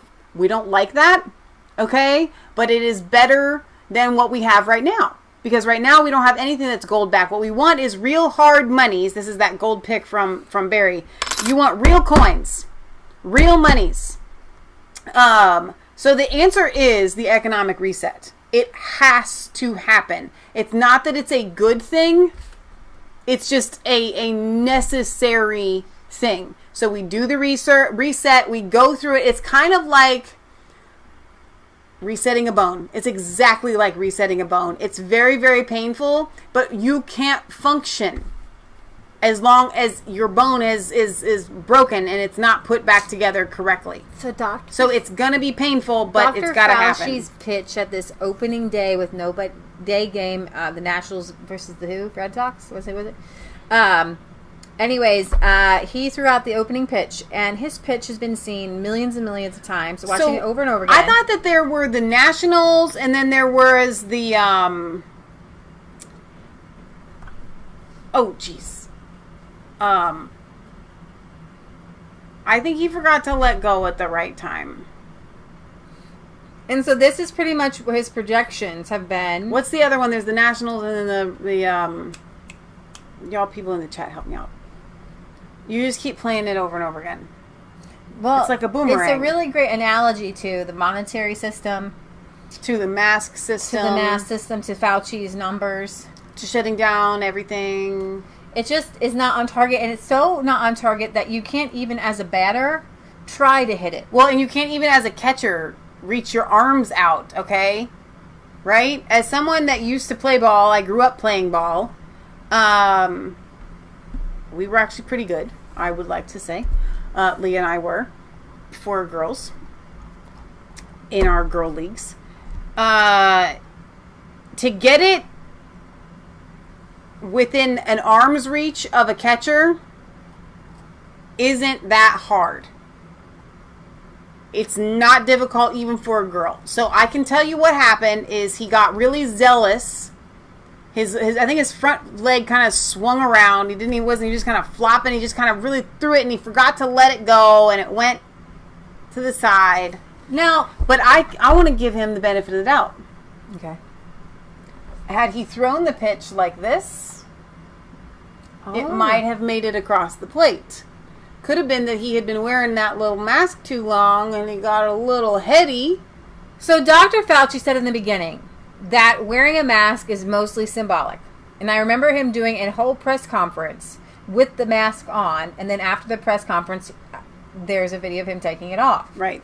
He does the pitch in front of everyone with him definitely 6 feet away from everybody. He shouldn't have needed the mask, but that wouldn't have perpetuated the fear or the anxiety or the you need to wear a mask theme. Okay, even though you're not supposed to need to wear them outside or 6 feet apart from everybody. Right. So there are no fans in the stage, but because Fauci's doing the first pitch, he gets to watch the game, he gets to stay, he gets special treatment. There are thousands of seats in the stadium. We are in the midst of a quote-unquote pandemic where everybody else is supposed to be socially distancing.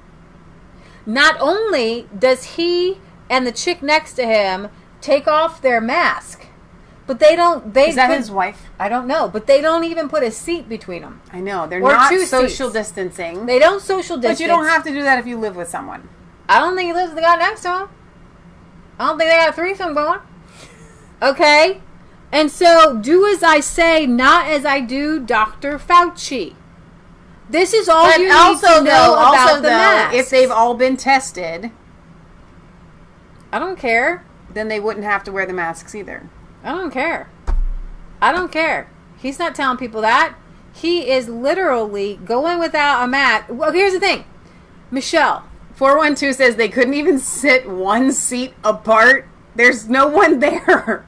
So she put her mask on, but then she took it off, and he's just really not wearing his. But he wore it for the opening pitch. And that's the important part, where everyone was going to see him. Little liar, liar, yo pants. So if I was Fauci, though, I would literally be thinking, who cares how I threw the pitch? I wore my mask. And that's what people are going to be talking about. The fact that I wore my mask. Because honestly, if he hadn't worn his mask, they would have eaten him alive. So stupid. What else do you have, Leah? The American League and the National League. Thank you, Jane O'Malley. I knew it. Is that what that game was? Because I don't think that there's a team called the Nationals. There is. Yes, there is. Yeah, they're called the Nationals. Who are they? What? Boston? I don't know. Who are they? Put it in the chat. Ignored by the media, Dr. Fauci. Nearly twice as many children and young adults died from the flu. We talked about that. So we're going to go to a funny clip, and then we're going to end with the Barstool interview, which is actually kind of long. So, Michelle, forget that. Washington Nationals. Okay. Washington, D.C. Okay. They have their own thing. All right. I'm following. Please bring They've never done anything notable in order for me to know who they are. Up when wokes and racists actually agree on everything. It's in my history.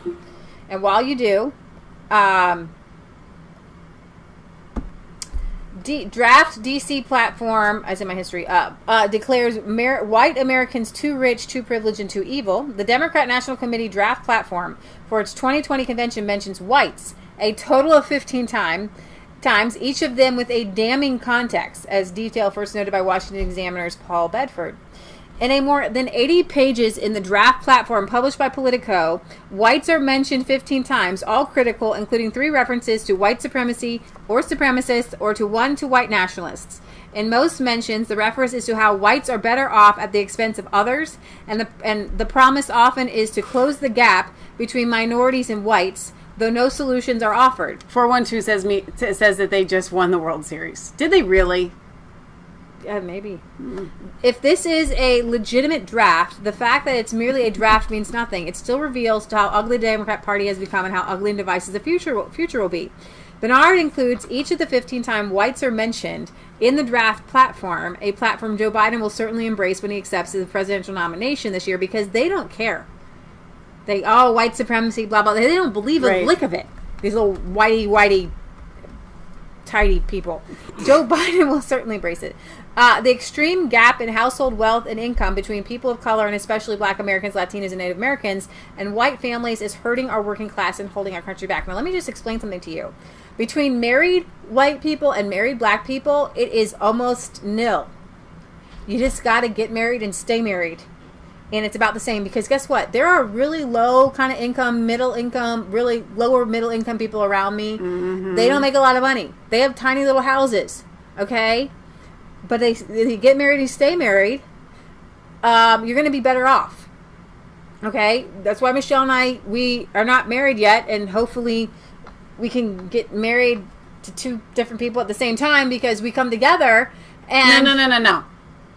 We'll be getting married to 2 separate people. I said hopefully we get 2 different at the same time, so that one of us isn't alone and single, trying to make it on their own, because it's hard. Fine. It's better to have 2 people for an income.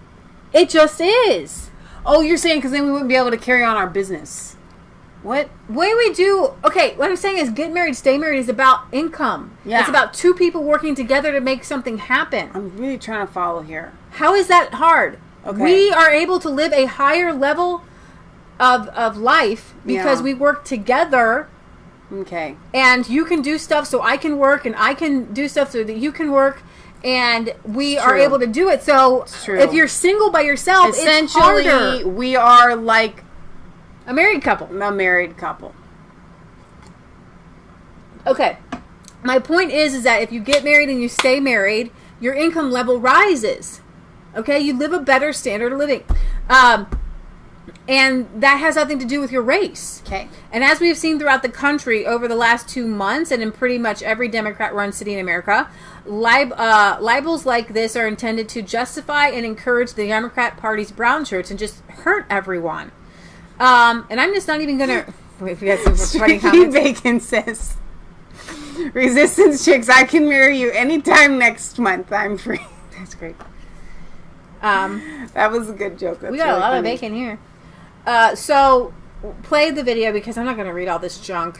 This is so exactly what the Democrats represent. Okay. I love these. They're 2 gay guys, and they're absolutely hilarious. I was looking this up because someone had said that Dr. Fauci's sister was one of the Maxwell sisters. Now, as much as you can trust Wikipedia, they're saying that that's not true. Okay.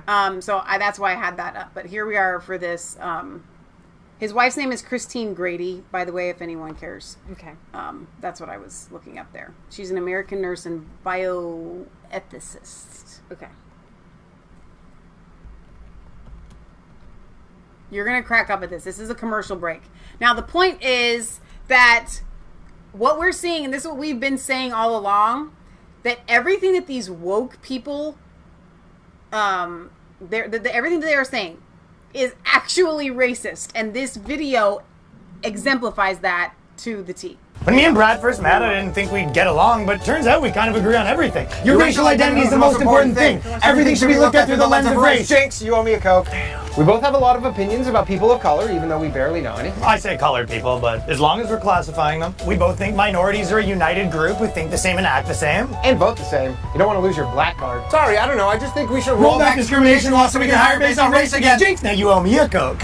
Hey, tell them what you told me yesterday. White actors should only do voices for white cartoon characters. I've been saying that for years. Stick to your own. Us white people, we have so much privilege. I agree. It is a privilege to be white. Ask him about interracial dating. All I said is that black men who date white women have internalized racism, and white men that date ethnic women are fetishizing them. Guys against interracial dating now. Like, am I being pranked? Did Boomer put you up to this? Ugh, you know that taco place is white owned? White people should be making white foods like Kraft macaroni and cheese, no seasoning, not even salt. It's like he's a mind reader. I mean, I've been pushing for segregation forever, and my man does what? I created an improv comedy show exclusively for ethnic people. Guy segregates comedy on my birthday. White people need to stop wearing dreadlocks, and they need to stop appropriating black people's music. Shaved heads and country music, the way God intended. You know all white people are racist. I'm listening. Even if you have a black wife or a black friend group, you're still really racist. You know, we just kicked a guy out of the organization for having a black girlfriend, but if you can promise me he's still really racist, we'll consider letting him back in. Black people should only shop at black businesses. I guess the only thing we really disagree about is I think white people are the root of all evil. But what did I tell you, though? If we can narrow that down to a certain group of tiny-hatted white people, I think we can come to an understanding. Technically, I don't consider Jewish people white. Neither do I.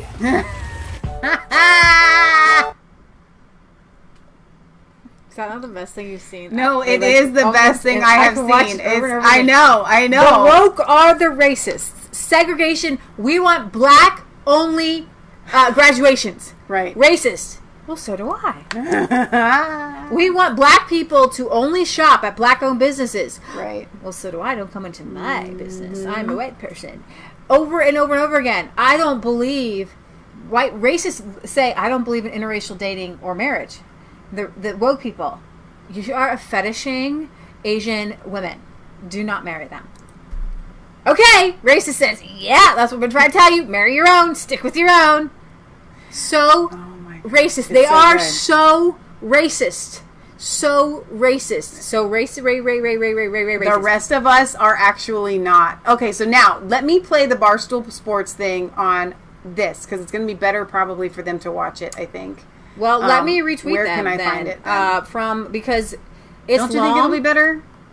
It's longer, and so I don't know if the whole thing is on YouTube. So I'm just going to retweet these out, and you can watch. There's 3 parts, and you can watch part 1, 2, and 3. I think they add up to.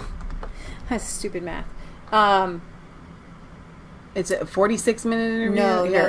I just tweeted them out. Just I know, but here it is. This is it. And then I don't have to play the whole, like, each section. I just thought it was better to do each section, but okay, whatever.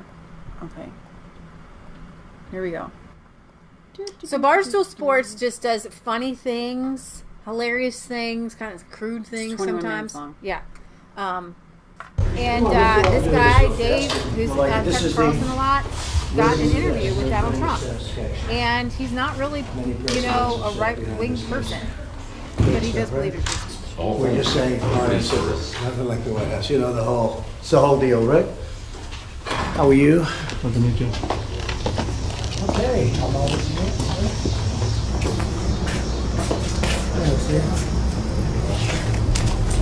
All right. So we good to go here, Frankie? Should I wait for you? Yeah, Frankie, you want to come to it? Your son's a big fan of our website. He's a big fan of you, yeah. I've tried to get, even before this started, I was trying to get a retweet out of him for about 6 months. Well, we'll do that. He kept, you got me one, but he'd DM me, I'd be like, get the old man to get a retweet and get the numbers up. We'll talk business. Well, you're doing pretty well in that.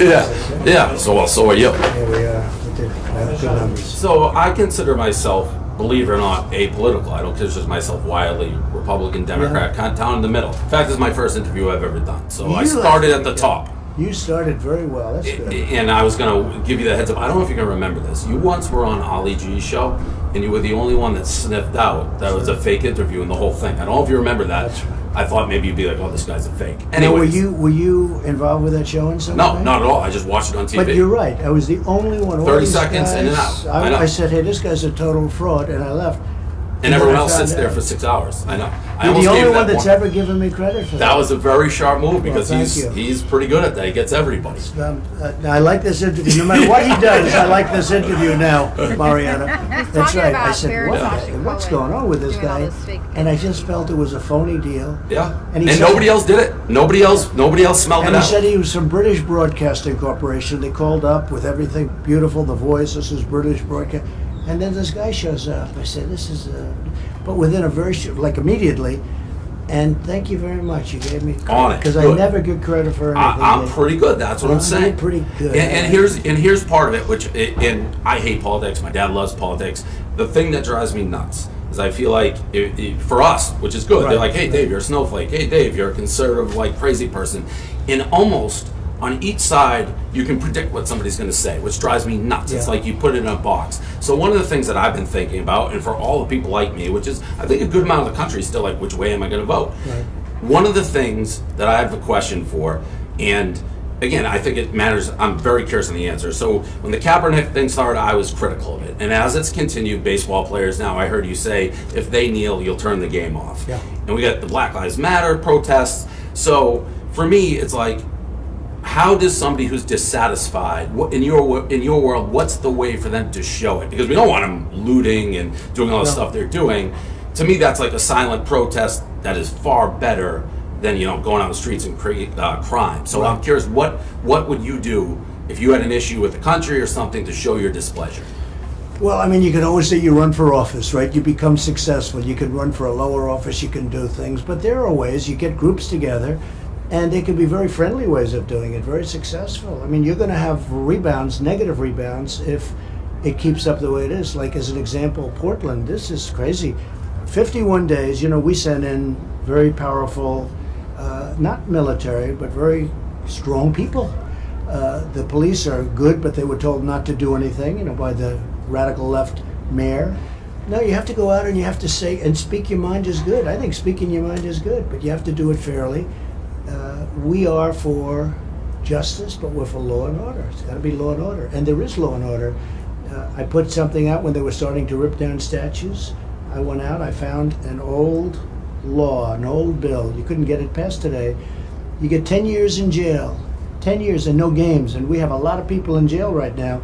If you rip down a statue, a federal statue, because the states have to take care of their own, unfortunately, because I do that too. But you rip down a federal statue, you get 10 years in jail. 10 years, no, 3 months.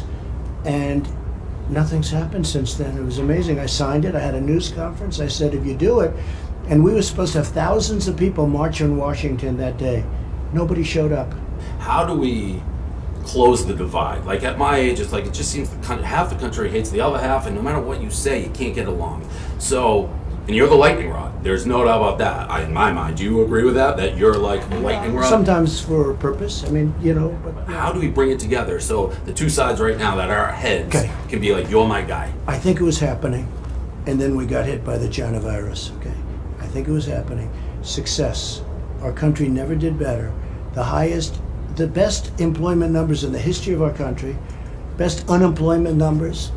African American, Asian American, Hispanic American, everybody, best unemployment numbers in history, best stock market we've ever had, although I must tell you, as you know probably very well, the stock market's almost at the same level right now, which is a great tribute. I wasn't watching it today, that's why I went down today. I've been killing the stock market. But the stock market has been absolutely great. And a lot of things are happening, great housing numbers the other day, great everything. We're doing really well, and we're trying to get rid of the rest of this pandemic. But success does it, and we were ready to do it, because if you look at when you say Hispanic or when you say African American, Asian American, they were all working. Everybody was making a lot of money. Everybody was doing good, and it was coming together. And then China sent us this horrible, bad present, a real bad present. They could have stopped it. They should have stopped it. And we made a deal. We made a trade deal with China. Mm-hmm. And it was a great deal, but it means much less to me now than it did then, because I'm not happy with what they've done to the world. They stopped it going into China from Wuhan, but they didn't stop it going into Europe, the United States, and the rest of the world. So But we were ready to do it, and the word is success, and I think we're going to have that. I think we're going to have a great next year. We're going to have, I mean, you'll be able to see the results before the election, which is interesting, because at the very beginning of November, the election's November 3rd, at the beginning of November, the numbers are going to come out for the third quarter. And I predict those numbers are going to be really great, despite the fact that Democrats want to keep their areas closed because they want the numbers to be bad. I mean, can you imagine? Yes. That's, you know, I know how you feel about that. Yep. And part of the reason, I think a big part of the reason they do it is for politics. I don't know that a Black Lives Matter person would be like, well, you know, the economy, great, but we still want the president to come out, whether it be Twitter, whatever, and be like, have our back. So that's where, like, the kneeling and things like that seems like such a small concession in the thing to be like, yep, Donald's our guy. Yeah, I don't like the kneeling. I must be honest yeah. with you. I don't like the kneeling. I didn't like it for the NFL. I think there are many ways of showing you're unhappy, because when the NFL saw what was happening, I know exactly.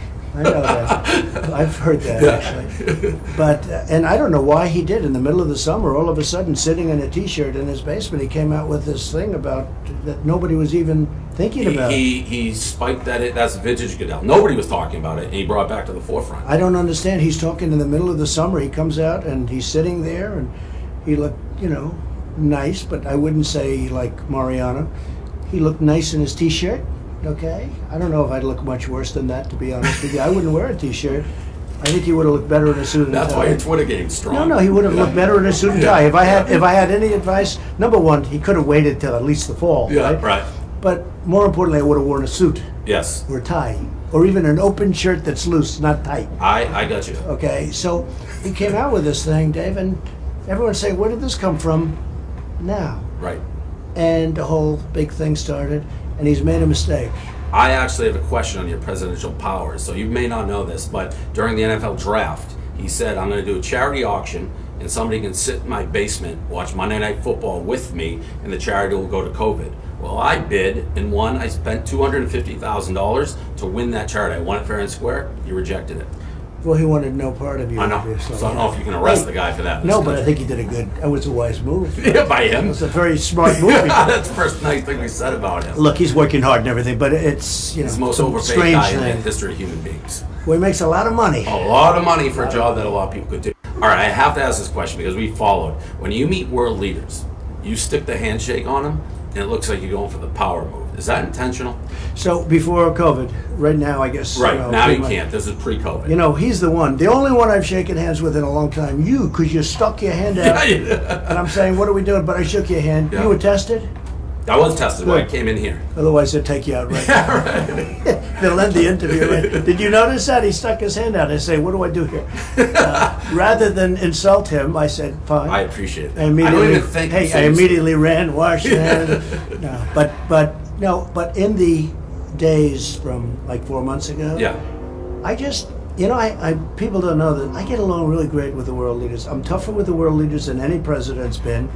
I've been tougher on Russia by far, with the pipeline, with our military, with the oil. You know, we're now the #1 energy in the world, energy producer in the world, and there's nobody even close.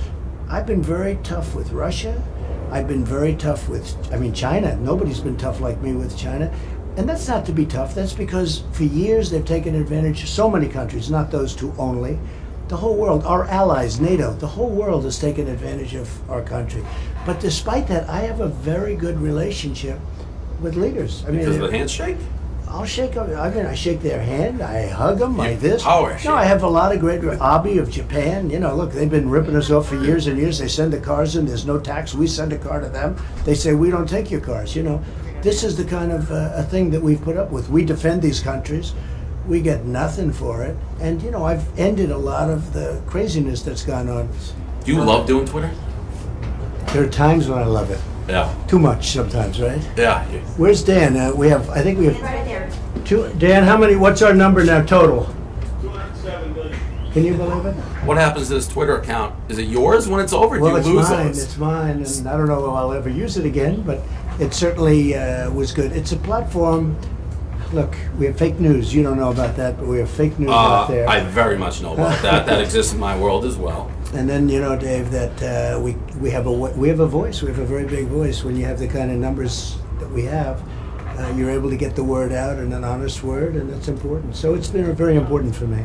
Do you sometimes, because I follow you on Twitter, and I know I do this, but I'm not the well, my nickname is El Prez, but I'm a company, so we're doing it. Do you ever tweet out and be like, wake up, be like, oh man, I wish I didn't send that one out? Often, too often. Yeah. You know, it used to be in the old days before this, you'd write a letter and you'd say, this letter's really bad. You put it on your desk and then you go back tomorrow and you say, oh, I'm glad I didn't send it, right? But we don't do that with Twitter, right?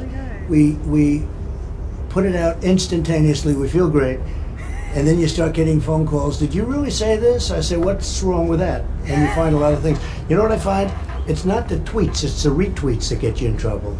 You've been caught with retweeting. People be like, oh, you just retweeted this crazy person. So you don't even look. You just press the retweet. Well, just fire from the hip. You see something that looks good, and you don't investigate it, and you don't look at what's on the helmet exactly, right, which is in miniature, and you don't blow it up. And sometimes it's, but I have found almost always, it's the retweets that get you in trouble. I've seen that a little bit with you. So we got opening day today. Good. So Fauci's throwing out the first pitch. You give him any tips? You think he's going to be able to? I mean, he seems like a little guy. I've never seen him. You expecting a good pitch here? Well, they say he was a good basketball player, and he is a very How nice tall guy. is he? He's not tall, but he was a fast little guard, and they say he was a good basketball player, and he's actually a very nice guy. We don't always agree on everything. You know, he'd like to do things that I don't like to do, but ultimately I make the decision. But we make it all a group of people, and he's been here for like 45 years, for many, many years. And he's a nice man, actually. So I started doing, I'm a sports guy. Good, like sure. a company that bought us, Penn National, they're a gambling company, so sports gambling is a big part of what we do. I switched to the stock market, actually, day trading. So Fauci's on my X list because every time he talks and says the country should stay inside, my stocks tank. So I don't like that aspect of it. Well, he'd like to see it closed up for a couple of years, but that's okay because I'm president. So I say, well, I appreciate your opinion. Now give me another opinion, somebody, please. Overrule. Yeah, you overrule. No, well, you have to. And no, we're open and we're doing well. And I just had a press conference about opening the schools. You got to open the schools. They have a stronger immune system even than you have or I have. Oh, that's not saying the kids. That's not saying much. Yeah, no, I got bad. But they do. They have it. It's amazing. You look at the percentage. It's a tiny percentage of 1%. And in that one case, I mean, I looked at a couple of cases. If you have diabetes, if you have problems with something, but. The kids are in great shape, so we want to open the schools, and we're opening the country, and we had great numbers announced the other day, and 2 weeks ago we had the biggest number of jobs we've ever had, and the month before that we had the same thing. A lot of good things are happening, and I think it looks like a V. We have a lot of people that would like to see their states closed. I have a feeling on November 4th they'll open them up. I think they want to do it for political reasons. But we're doing well. The polls are starting to really shape up. You know, Dave, we were doing great. We were sailing. George Washington would have had a hard time beating us. And then when the China virus came in, all of a sudden, it's a dampener. Right. It really is. Well, it's a COVID's downer. bad. Yeah. Well, it's a downer, though, and, psychologically. And it went down, and now we're really starting to do well. We're looking really good in a lot of different places.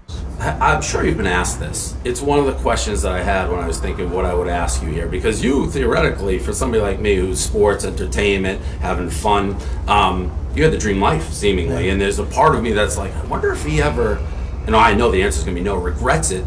Because now, you're the most famous person in the world. My guess is nobody ever said, hey, I don't like Donald Trump before he became president. But now everyone has an opinion, and your life has changed forever when seemingly you had the dream life beforehand. I was in so many rap songs, like 79 or something. I was in every rap. This is before I did this, right? It's a very interesting thing that you say, because the best day in my life in terms of business and life and everything was the day before I announced I'm running for president. Everything was good. The company was good. I had finished up a lot of jobs that were very successful.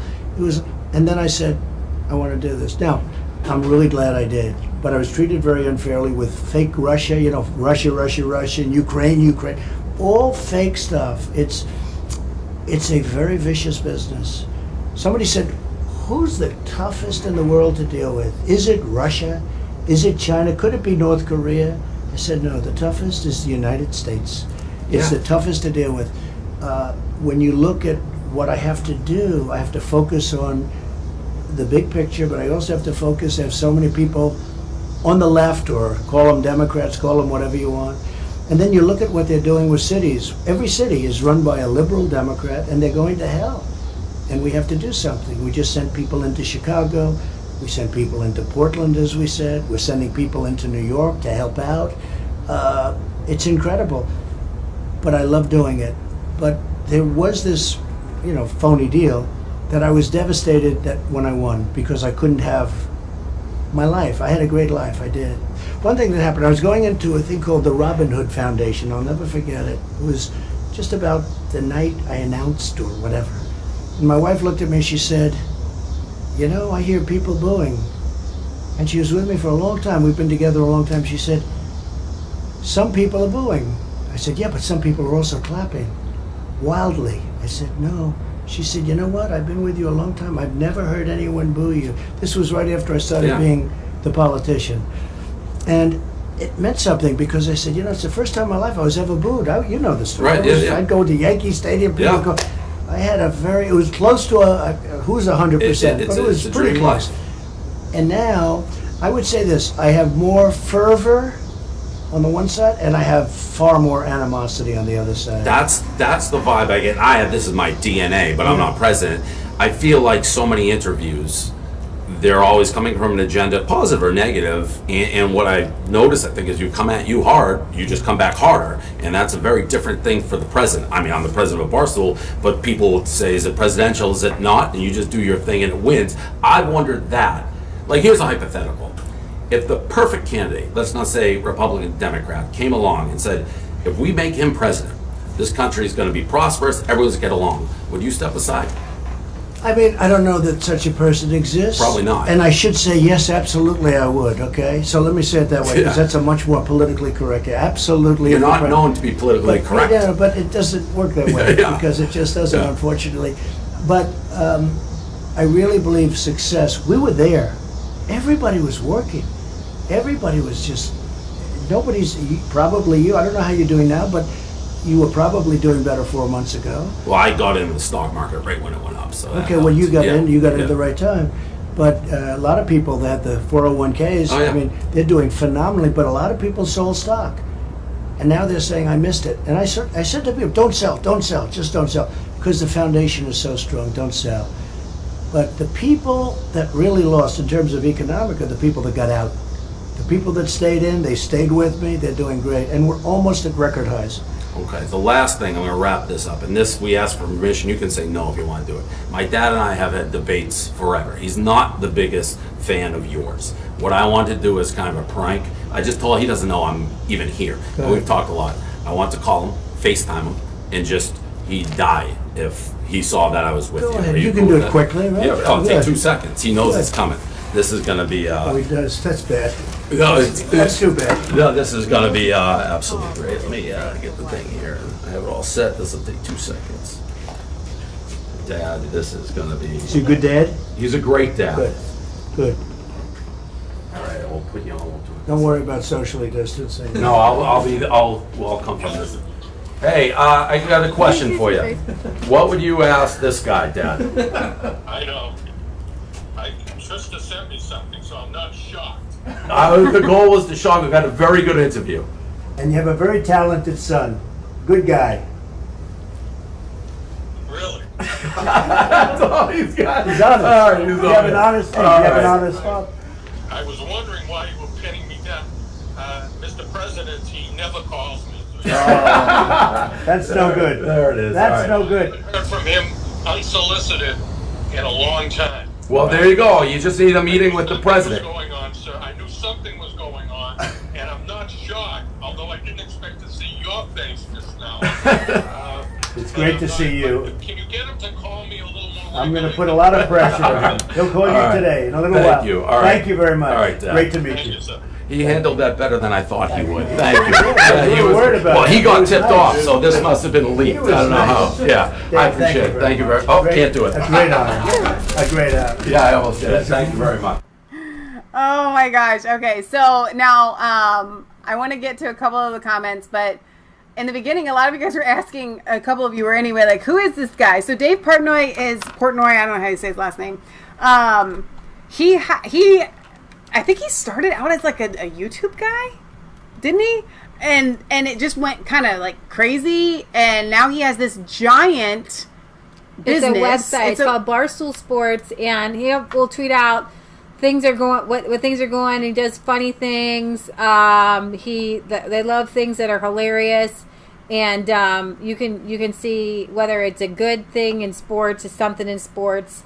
They just do sports. It's not a political thing, right? Like, and so the fact that he gets this interview with the president because is it Don Jr. who is a big fan of Barstool Sports?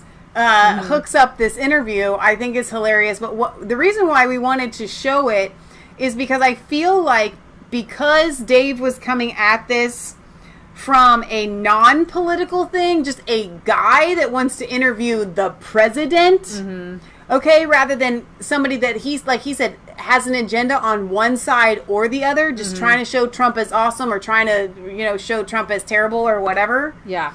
It made Trump way more relaxed. And so I think we heard a couple of gems out of Trump that we otherwise wouldn't have heard as far as like regretting. I've never, if the press corps had asked interviews.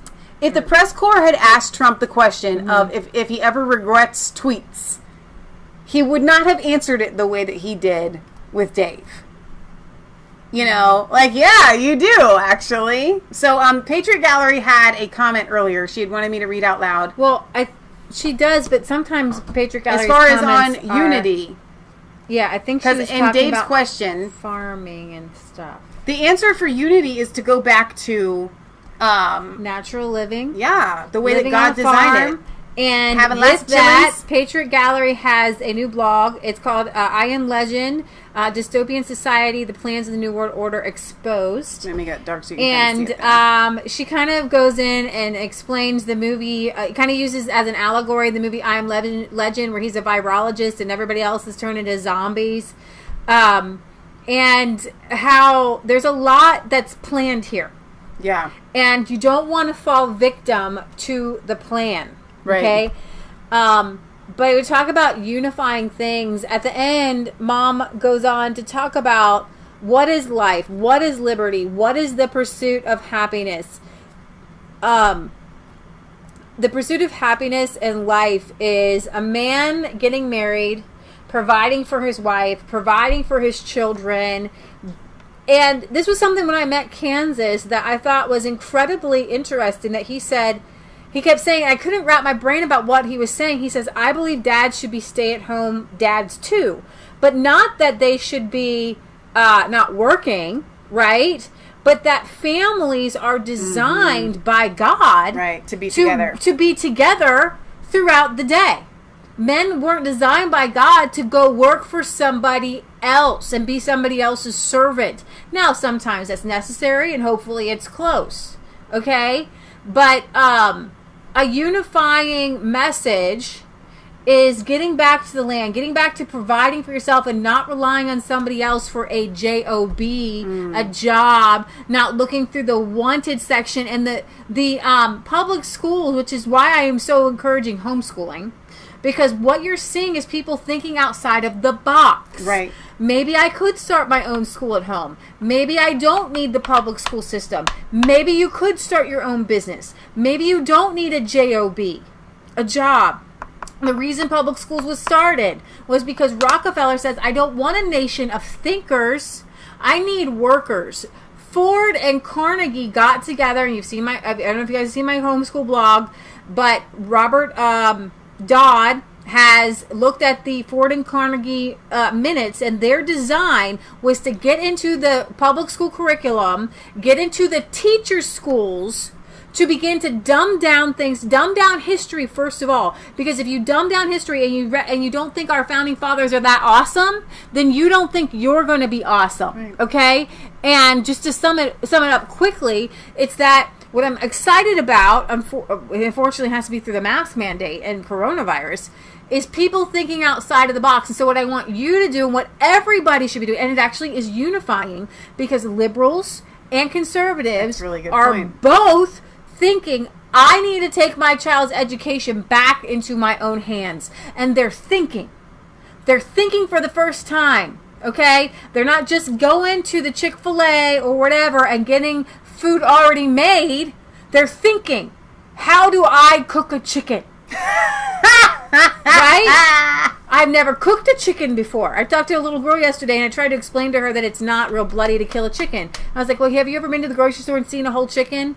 No. Your mom's never cooked a whole chicken? You never seen a chicken before? No. I'm like, I'm pretty sure your mom's cooked a whole chicken, but whatever. These people think that they can't cook a chicken or a whole chicken. You know, we have a cousin who said, I don't know how to cook a whole chicken. I only go and buy the pieces of breast meat.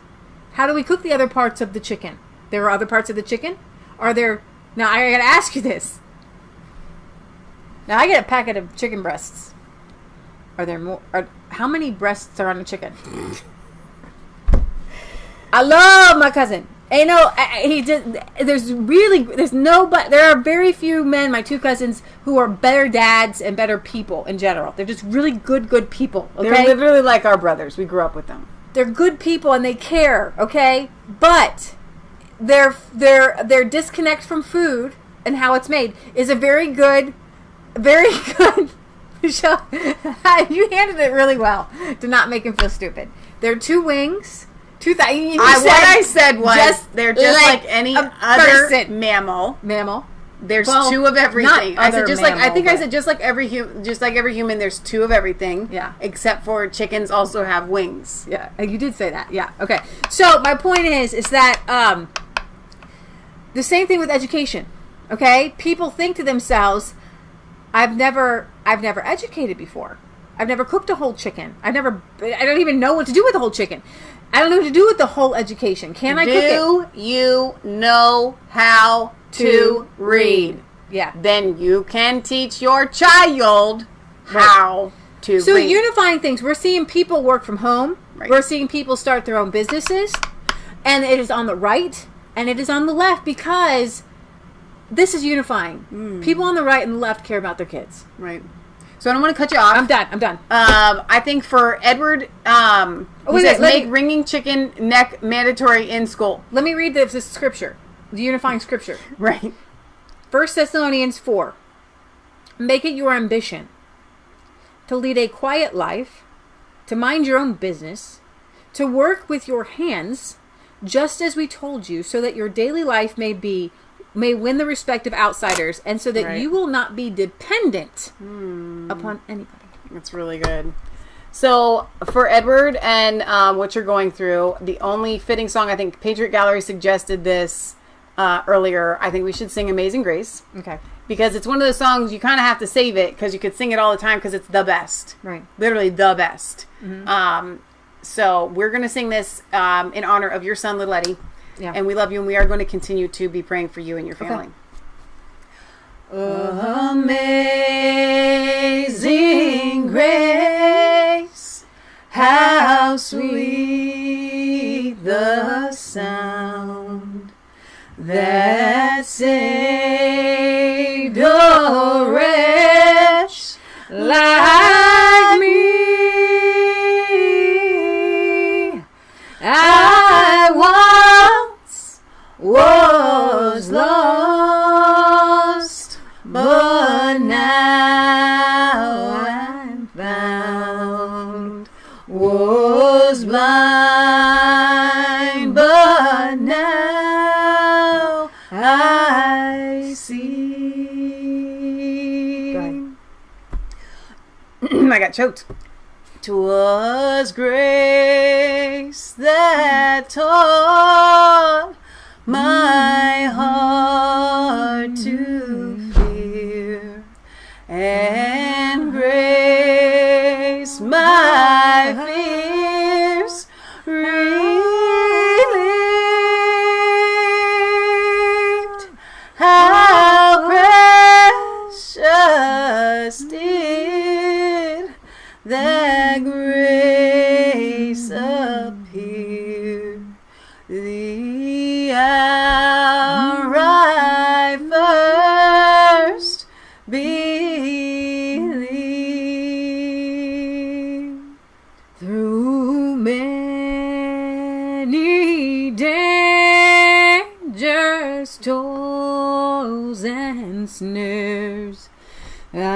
I have already come.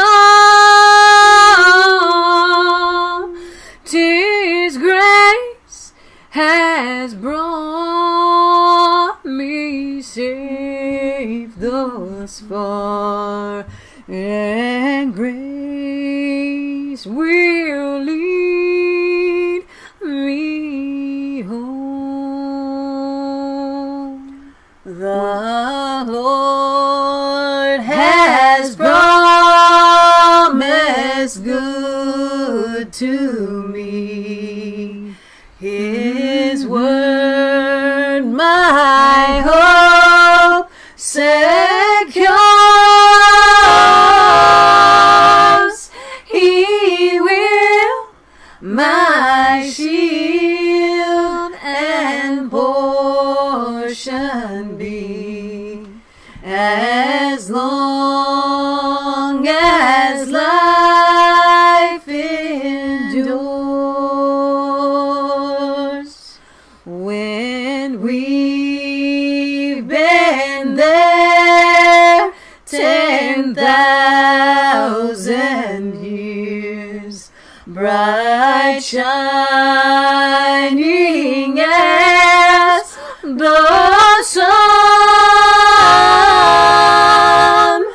we know last days to sing my God's praise. Then when we first begun, yea, when this flesh and heart shall fail, and mortal life shall cease, I shall possess within the veil a life of joy and peace. Amen. Amen. Godspeed, Wallaces. I shall possess within the veil a life of joy and peace. Revelation literally means the unveiling of Jesus Christ. So, we love you guys. God loves you. God bless. Remember, it's not just a conspiracy theory if it's actually the truth, which is what we try to bring you here on Resistance Chicks. Patriot Gallery says she'll premiere this later tonight. I don't know what time. We'll be back on Sunday at 1 p.m. Eastern Standard Time for our European and UK news. Until then, we have a P.O. Box, 107 Milford, Ohio, 45150. If you send us your letters, we will read them on air, unless otherwise noted, but we do want to hear from you guys. So thank you for being here, moderators, everyone. We love you, and we will see you back here on Sunday. So, God bless, guys.